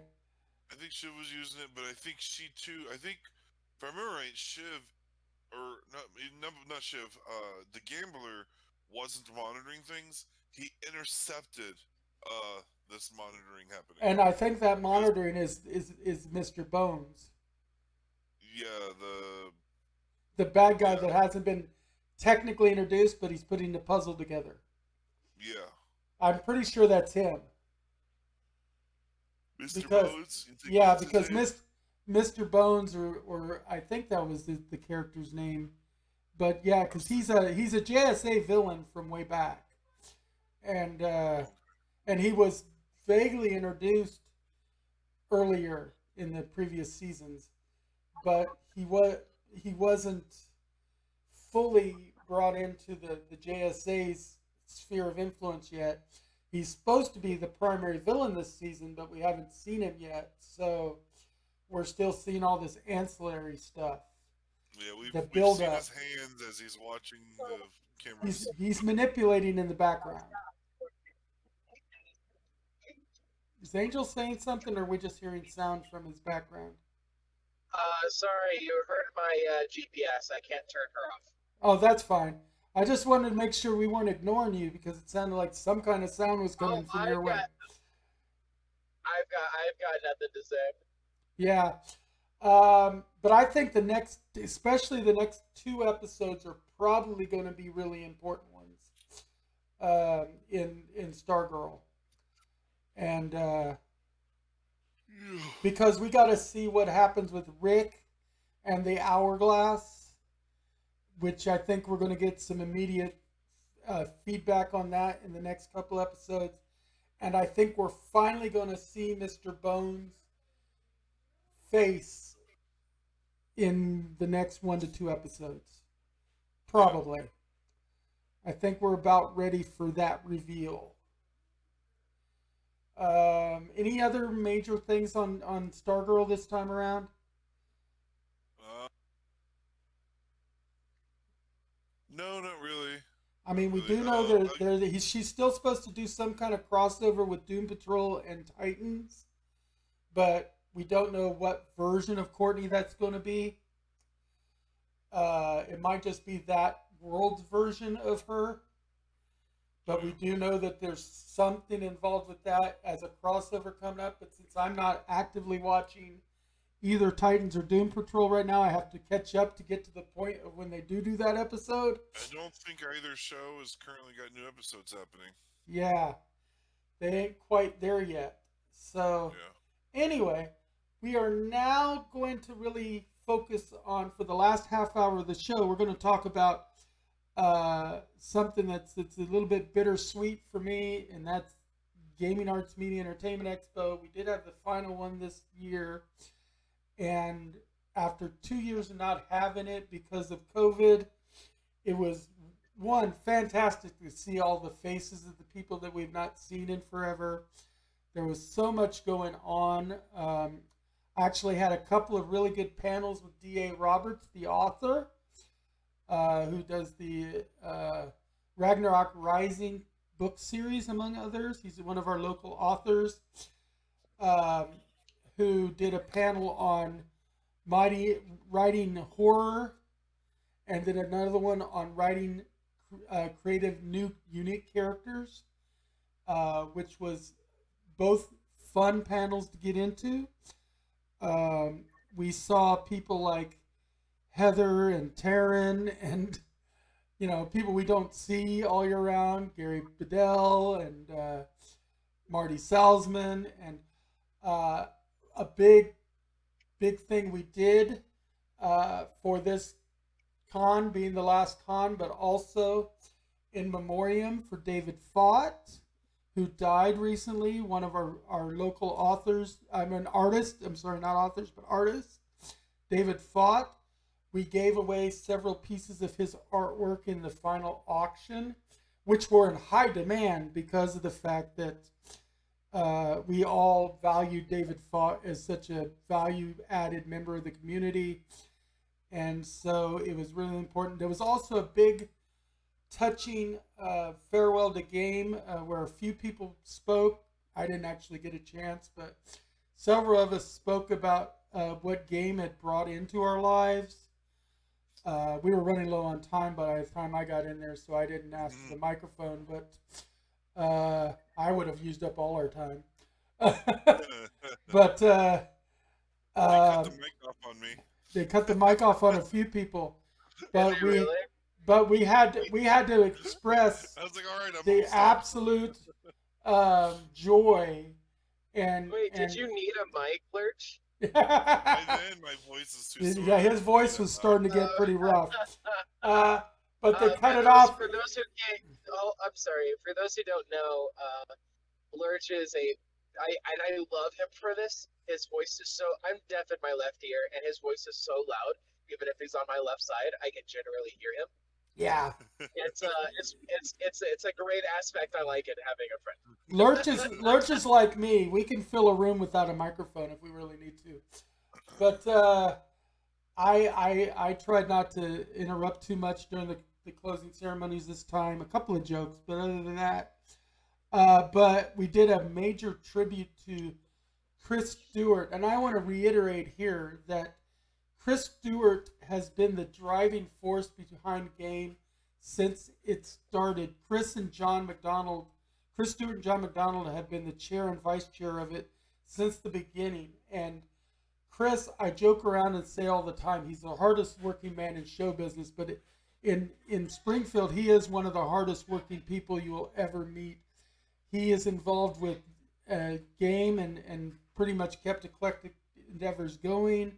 And at times it was like pulling teeth to get him to release some responsibility just to help him out because he did so much.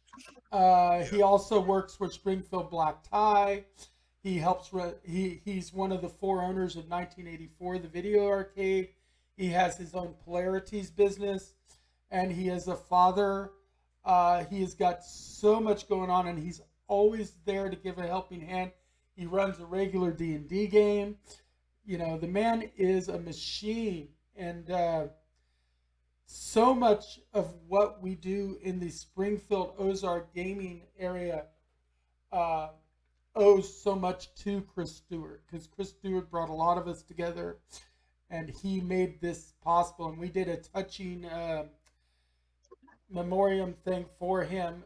Not memoriam as in he's dead or anything, but memoriam tribute to him because of the fact that this is part of the reason Game is not going further is because he's finally retiring from being the chairman of Game.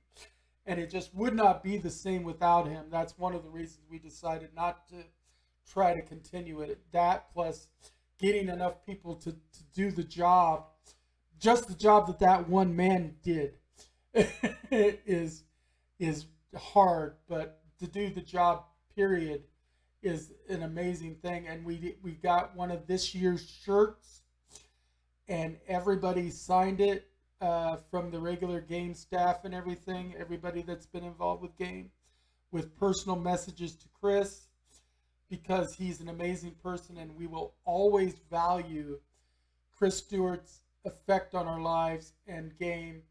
And I think that's something, and there were a few people that stood up and talked about that. I mean, Lurch talked about it. Flash Dixon talked about him. You know, there's been so many people that talked about what was going on. Of course, we had some great other things going on during Game. We have several henchmen came up. I think, what did Ralphie say? 92 shifts were filled. 91, 92 shifts. Something like that. Shifts were filled by ours, and they were only required to do 4 hours this year because it was only a $10 entry. But, you know, where in previous years you had to do 10 hours. Here, they only had to do 4 hours, so 2 shifts, and they stood up and did so much more. I know in the electronic gaming area, Lurch's people stayed a heck of a lot longer than they were required to do, which helped out. It allowed me and Lurch and Allison to take time off during the weekend to also go see Christopher Titus in concert, which was a big thing. If you've not seen Christopher Titus, he puts all of his specials up on YouTube and did it for the COVID, so you can go see all of his old specials. did you go to see it as well, Doc? Yes, we went on Saturday. Lurch went on Friday, and we went on Saturday. And I'll tell you, Lurch, I heard about your show, but I think our heckler beat your heckler. Oh yeah. Our heckler What's your beat your heckler do? heckler. Oh, our heckler was right up in the front row and was drunk out of his mind. And Christopher Titus handled him with such soft gloves. He was so nice to the guy, kept saying how the guy's just drunk and having fun, but he had to be escorted out. But he did like a 5-minute TED talk on comedy there on the spot while he was handling this heckler, and it was hilarious. Man, Yeah, I we mean, didn't get anybody escorted out at my show. no, we got somebody escorted out near the beginning of Chris's segment. Wow. 8 minutes in, Allison just confirmed. 8 minutes into the show. But it was so awesome. And as Chris was leaving, we were in the back, but I did get a chance to actually tell him how he got us through COVID and got a fist bump from him. I got a handshake, and Allison got a fist bump from Christopher Titus, which was cool. And his wife, who opens the show for him, is absolutely amazing. Bombshell Ray is hilarious as well, and she's got a new show out to see. But yeah, our henchman made it possible for me and Lurch and some people to do some other stuff this weekend, so that we didn't just have to run everything all our own. And I was just telling Lurch. Every game I've been to, which has been a lot. Like I've been going to them since I believe like 2015, 2016. Ever since I met Lurch, and every single one of them I helped out in some way or fashion. But I never signed up for the. I just like go and like do stuff as needed. And I never signed up to be a henchman. So this was the first year where Ralphie Saeed was like, I need him to sign up to be a henchman. And I'm like, all right. Something about the folks that I bring in to help tend to not want to sign up as henchmen for some reason. You usually have your private henchman staff that aren't official henchmen. Because like in the past, I'd have like Matthew or Charlie or Jordan or whoever, and they'll just be like, but they just work your area. Be there. They just work your area, yeah. They didn't want to go to the trouble of signing up, and there was like 3 or 4 years in a row where for my people that were volunteering for me, I had to go to the site and register them because they wouldn't do the registration. Wait, really? Were you doing that for me? No, I didn't. No, you I think were a special case. You're just special all the way around, Angel. I think by then they stopped like asking for the registration for my folks, and they just said, eventually they just started asking me, when do you need additional coverage? That's what they ended up wording it for my. Yeah, because his electronic area was its own island. Before, I didn't used to have to work on weekends, and I like when I first started going to game, I didn't work on weekends, and I could do in the middle. So like I would help set up on Friday, and then I'd stay there literally all Saturday and then all Sunday and help. And that's what I have been doing almost every year, and just hanging out and stuff. And then this year, I don't know why, but for some reason I thought that on Sunday, and I think it's because Lurch announced, hey, yeah, we're closing on midnight, not 10 o'clock. In my brain, I thought that meant that they were also closing on Sunday at 12. And I thought, so around 11:30 on Sunday, I'm texting Lurch being like, when can I help? And he doesn't answer. So I'm like calling him, and I'm like, hey, when can I help? And he's like, what do you want? I'm sleeping. Yeah. Just because I was working.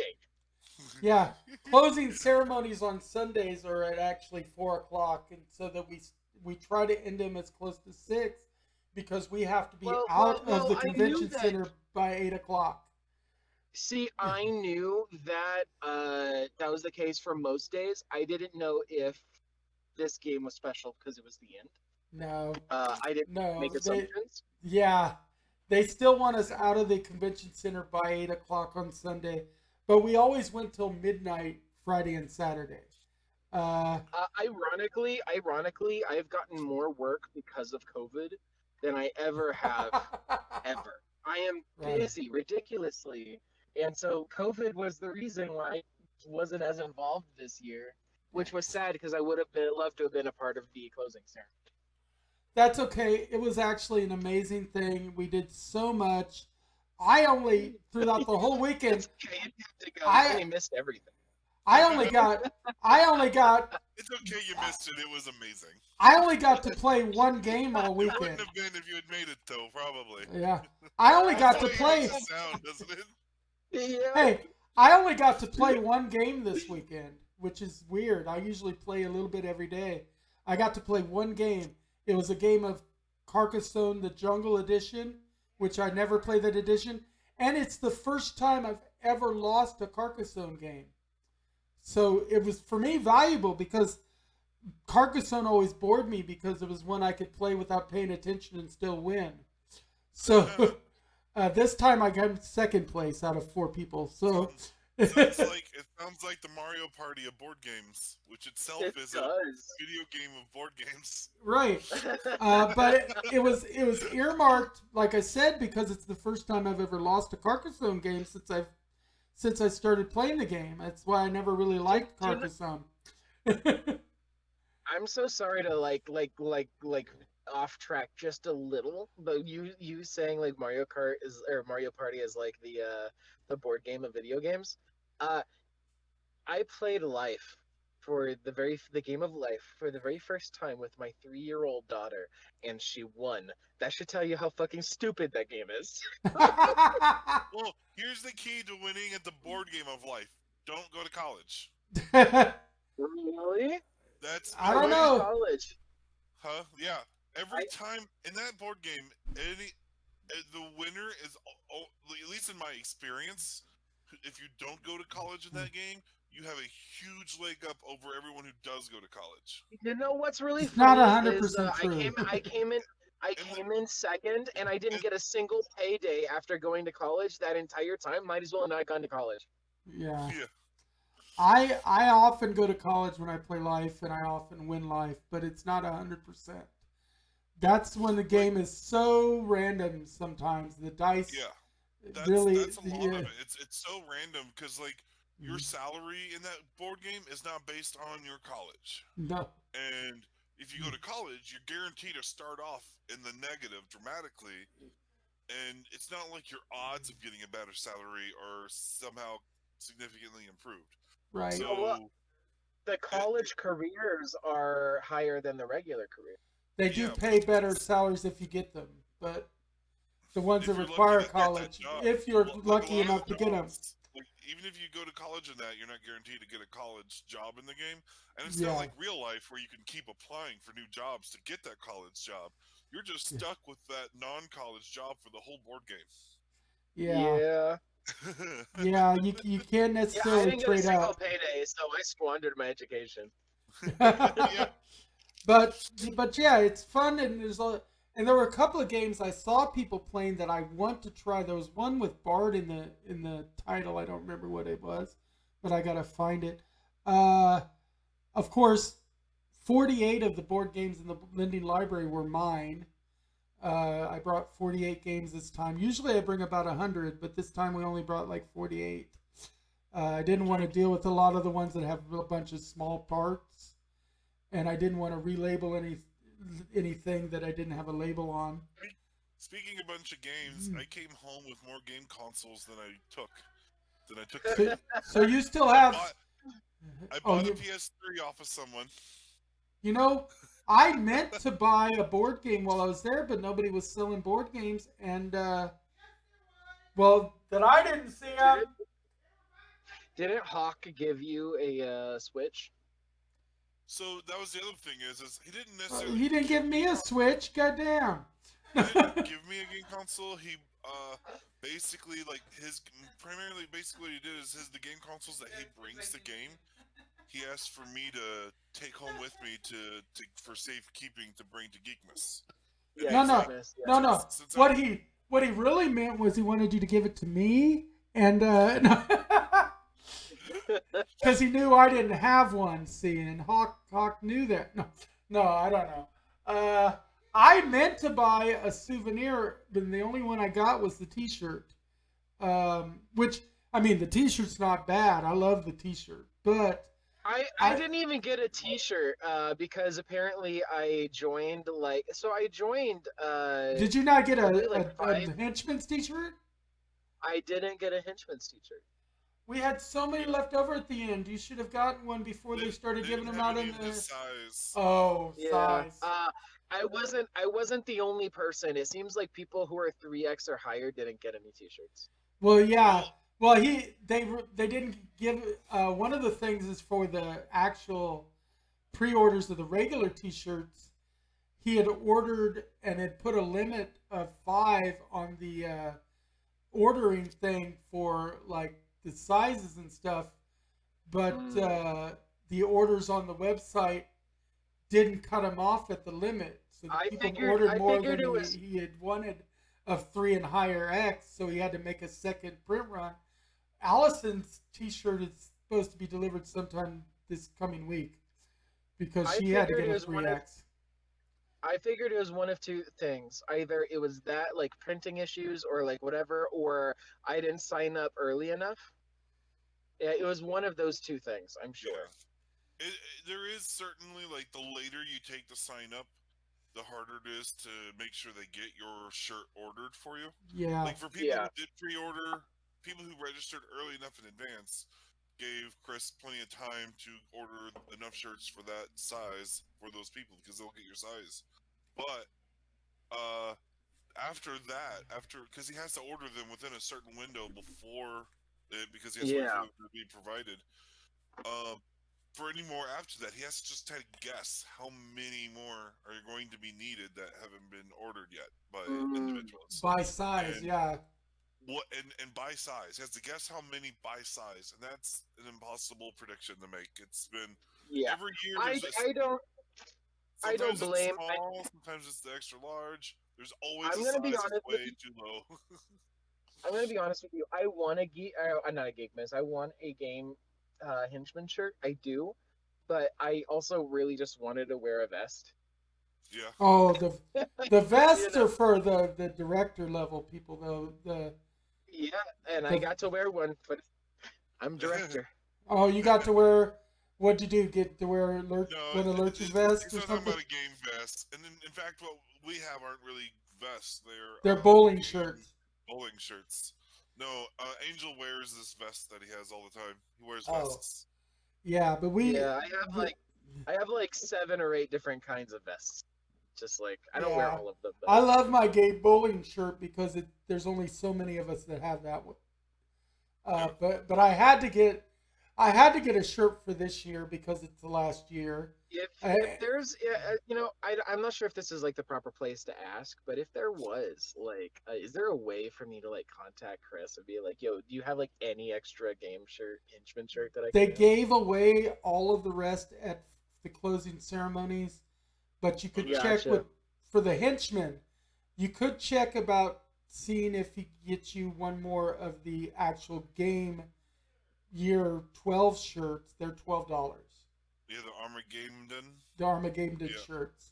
Yeah. The henchman, I don't know, but you might be able to get the actual theme shirt that people bought at his booth because since he does have at least one more print run coming, you might be able to get a 3X because 3X is what he's got coming in his extra print runs. Bittersweet is like the thing I would like call this because I was like very sad. I actually really like game is more exciting of an expo for me than VisionCon. It is. That's actually universally what we hear, whether we're involved or not. And Lurch can confirm with this too, because we talk to our vendors and our artists and stuff. In addition, everybody tells us that for being a smaller con, they like us more because there's more to do. It's more about doing. It's not just about walking around and not overloaded with vendors. We keep the vendors down. There's enough vendors to where we have vendors, but not so many that their competition makes it so cutthroat that they don't make any money. our vendors love our show, our artists love our show, and our panelists and everything, just because we're more of a family than we are a convention. It's an ecosystem. It's what I started to call during the last couple of days. You've heard of an artist colony. This is a nerdist colony. We're a bunch of nerds that feed off of each other's energy, and it's very, very much an ecology, a closed-in ecology of nerds making everybody else better, and we have no toxicity. Where even the best other cons will sometimes have toxic or commercialized behavior that interrupts the fun. Ours is much more about accentuating the fun. Everything is try to be kept on a positive note, and that's why a game will be missed by so many people. I think most people can agree. I think you agree, right, Lurch? Yeah. And I'm gonna and miss Angel, games. sounds like Angel's talking in the exact same bent. I looked forward to it, not just like as a con goer, but being like involved in it. Like I wasn't involved as much as Lurch, but But yeah, it's a high point of the year, and that's yeah, why I was saying uh, originally. Originally, I was saying that I was going to try to get like a dinner or something once a year in commemoration of it. But then later I on, kind of I don't want to like make anything of it, but I kind of like want to make one, a Make like a not convention. game. convention. Well, Yeah, you heard, and I'll announce it here, but I'm being very selective about who I let in because of the fact that I want to keep trolls and bots and stuff out. But I created, and you'll see in the Discord, there's two new channels in my Discord now called Game Alumni that are locked channels, invite only for people. You guys are hosts here, so you can get in. But yeah, it's where we post all of our nudes. Oh. yes, exactly. Oh, No, fun. uh, no, it's to basically keep the spirit of game going year round. Uh, where we can come in and we can play games, we can have panels and discussions. If we want to stream those games, as long as everybody participating is comfortable with that, we can do it. Otherwise, we can not stream but still play games. We could play D&D or Masks or Shadowrun or Yeah, whatever. I'd like to host a one shot that I've We been could coming up with. and we can do that in that game alumni channel, and it'll just involve people that have been invited through game. And you guys both have hosting privileges on my Discord because you're hosting the show, so you already had access to it. I don't even have to give you the game title to get you in because you already have the title from being host. But if you ever stop being host, you'll get the game title, so you'll still be able to get into those locked channels. But I don't want any bots, any negativity or politics or You want it. toxicity. You want exclusion. Yeah, I You want to want exclude the toxicity that, like, before we always kept in touch with each other via like Facebook, but I have so many of my friends that have flat out dropped Facebook for years at a time because of the toxicity level of Facebook. And so that's why I had the idea of keeping game going via my Discord. And because I do have the Discord server that I have complete control over, I figured it was the great opportunity to do that and make sure that I made it available for people. So if you are out there watching, listening, and you are involved with game, you can join my Discord. You can do exclamation Discord in the chat to get a link when the bot is up, which is currently up.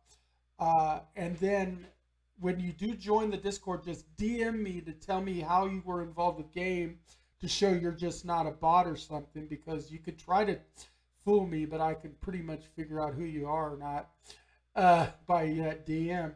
And then I'll give you rights to get into the alumni channel, and we'll keep game alive in our hearts and in this Discord because game is something special, I think, to a lot of us. It's really I mean, it inspired this show. It inspired our friendships. I mean, I would not be as close a friend to Lurch as I am now if it wasn't for the fact that we worked together on game and traveled to some conventions together and stuff. Yeah. We would not have bonded Where was like that we town have. Where was that town We, we went to? we went Columbia? to Columbia. That was, I think, yeah, for That was Dodecacon. yeah, that was a fun con. That was a fun Uh, con. yeah, I think that's the furthest you and I drove together for a con Yeah, was up to Columbia. Dodecacon. Yeah, that was the We went to a furthest few we went. others. We But went to we've Lebanon. We went to somewhere yeah else. We've been to a few. yeah we've been to a That's few great. others. But that's the thing is, game is what brought us together, Lurch. And now we're good Yeah. friends. You know, we talk about It, stuff I every I week. was. Do you remember how we met, Doc? Not absolutely literally, but I know when I started sometimes watching Left Claw Studios is the main memory I have for you. But I met you years ago before I even met Lurch. While you guys were doing something for game in an art building that I went in to ask if I could use the bathroom before. oh, at the Creamery Art Center. Yeah. Like I knew Oh, you independently of Lurch. I added you on Facebook then, and then whenever I added Lurch, I was like, "Oh, you guys know each other." oh yeah. You know what? There were periods of time in that time period when my mind is just so overloaded. If I didn't have any reinforcing encounters with you, they could have easily gotten overwritten. But that's okay. I mean, The that's second time that I met you was it was like a game pre-show or something. You guys were playing. We were playing board games together. cool. In Yeah, At the yeah Creamery. in Oh, game day at the Creamery, yeah probably. could have yeah, been game day at the and I Creamery. think that was like a couple of years later. Yeah.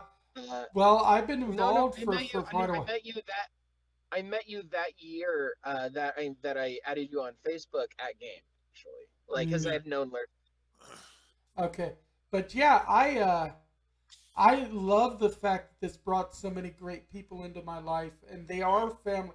I mean, my own brothers I've disowned because of personal Because they didn't come BS. to game. That's a Yeah, big they part did of come it. to game, dude. No, I disowned my mom because she didn't come to game. I mean I'm Yeah. telling you, What kind but of family? you But can't be family if you don't go to besides, game. God damn it! besides just game too, we can't forget like Eclectic Endeavors. Our group has done more than just game. Remember a few Yeah, years Yeah. back we had that scavenger hunt slash live yes, action role playing game. we've had a few scavenger hunt type things that were part of our build up to game that we've had. We of course have the picnic at the end of the universe, which we're not sure what all is going to be keep going on that. I think we just lost Angel's Cam anyway. Uh, Oh, I'm going into okay, you're lab. going into a I'm lab. Okay, I enjoyed picnic at the end of the universe. That was a great yeah, one. and we're not sure if that's going to keep going or not. But what we figure is, even if it doesn't, through the alumni chat, we can organize our own little picnic, maybe of just a dozen or so of us instead of 250 nerds all at once, which is what we would Is often have, which is is the park limit. eclectic endeavors ending completely? The Eclectic Endeavors group on Facebook, Chris is going to keep. The directors group he's going to drop, which is not needed anymore, which is for the leadership. But he's going to keep the Eclectic Endeavors group on Facebook open, at least for now. And he's going to also keep the Springfield game domain so that nobody tries to imitate us. We want to make sure that it's still ours. And he's probably just going to put like a slideshow up of pictures from various years of game on the website. So we're going to keep that kind of stuff up and running. But like I said, Facebook can get so toxic that we don't just want to rely on Facebook as our way to communicate. That's why I opened up my specific channels. And I'm hoping that in addition to keeping game alive, we might actually end up trading guest spots on each other's podcasts with some of the other people because We have like Fanatics and the Fans, Podcast Megoria, you know, different kind of podcasts that have been involved with game, or different artists that have their own individual podcasts and Twitch broadcasts. We might be able to guest on each other's things or cross promote each other's things as well. And that'll help keep things going and spread the word for everybody. What are we looking at for time? Oh, we're 3 minutes after 10 o'clock, so we're at the end of our show. It's been a great show. Not our typical show because it's the after game show, so we had to talk more about game this week.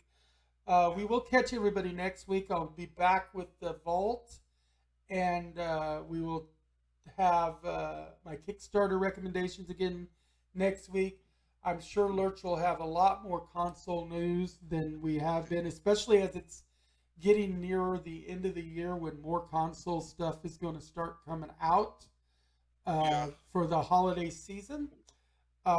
We've got this Thursday is the preview showing of Black Adam, and then Friday I'm going to go see it with Ralphie, and so I'll be able to talk about Black Adam next week in our non-spoiler episode, because as traditionally what we do is the week it comes out, if we talk about it at all, we don't include spoilers, and then the following time we talk about it, we'll do spoilers. So next week will be the non-spoiler Black Adam impressions, because I'm sure Lurch is going to go see it.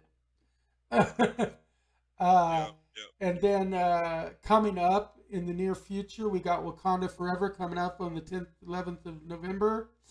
So again, that'll be another one where we'll do a non-spoiler episode followed by a spoiler-rich episode a week or two later. We've got The School of Good and Evil coming out on Netflix on Wednesday. We've got another episode of Stargirl coming out. Of course, we're done with She-Hulk right now. We've got coming up soon, we'll have the Guardians of the Galaxy Christmas special to cover as a special presentation. Yeah, other than the holiday special, I don't think we have any more Disney Plus Marvel programming. Yeah, I think that's pretty much Wakanda Forever in theaters, and the holiday special for Guardians of the Galaxy on Disney Plus. I think that's all we have for Marvel for the rest of 2022. For 2022. I got a question.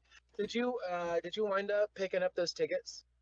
I have not. I was needing to call you to find what times are your. Is that for Black Adam? Thursday night is usually okay, because like I make it a point to come early, like bust my ass. Sure. Is that for Black Adam? No, for Wakanda Forever. Oh, in November. Getting tickets for Wakanda Forever. The tickets are on sale now for that, and he wants to make sure we get tickets in advance for it. But I got distracted with a game and forgot over the weekend. And then today I was thinking about it while running errands. I was like, I'm going to need to talk to Angel on the phone and find what day and time works for him so I can get the tickets ordered. I know. Ralphie approached me and said, yeah, we got to hit Wakanda Forever as our next big one. And I had to remind him, wait a minute, Black Adam comes out first. He's like, oh, yeah. I am so excited for Namor the Submariner. So fucking excited. So excited, yeah. If we had a lot more time to talk, we could just do all kinds of theory crafting on that. But since we're 7 minutes after the hour, we're not going to do that. We're going to actually bid everybody goodbye for this week. As usual, within a week or so, sometime in the next 1 to 2 weeks, this will go up on the YouTube channel of Gamer Seuss under the Game Time playlist. So if you're listening in but you're not typing the channel, which is quite normal, and you've missed any episodes, go to Gamer Seuss, GamerSeuss on YouTube, search it out, and you can find old episodes of Game Time if you want to follow along. If you're one of our people that has recently joined my Discord and you're just now starting to listen, and you didn't know we had been doing this for several months now, because we have, because this is, I mean, we even used to have a different host other than Angel as our third host. Greg Pullman, who you guys might remember from the tabletop area, was our original third host, but dropped out at the beginning of the year because of just so much going on in life. But just as a reminder, Holdfast Brewing Company, every third Wednesday of the month, still has board game night. Now the game's gone, they won't necessarily be the sponsor of it, but he is getting another sponsor. But he's still going to be there for board game night every third Wednesday of the month at Holdfast Brewing Company. So go there, say hi to Greg, and Greg can get a message to me and Lurch or Angel about the show if you want to comment on the show outside of everything, or just comment on our YouTube videos, and we'll catch you. You could still sometimes catch Lurch and Angel doing various things, not on a real strict schedule right now, but you can still sometimes catch them over at Left Claw Studios for Twitch and YouTube. I'm, of course, at Gamer Seuss, and I will sometimes broadcast other things. And then Queen City Cardboard is where you would catch Greg Pullman's stuff, and he almost always does a show on Thursdays where, you know, he, like, I think it's 10 to noon that he'll do like role-playing type small games, and they'll broadcast it. So check those out as well. We'll tell you about other podcasts and other shows in future installments. And remember, everything on my channel is also dedicated to Extra Life. So half of everything off the top that we do earn goes to the Extra Life charity, which is part of the Children's Miracle Network, helping kids with long-term conditions. And it's by gamers and streamers, for gamers, streamers, and kids in the hospital. So thank you, everyone. As we like to say in the words of Stan Lee, Excelsior! Good night, everybody. Peace out. Bye. Nice. Goodbye.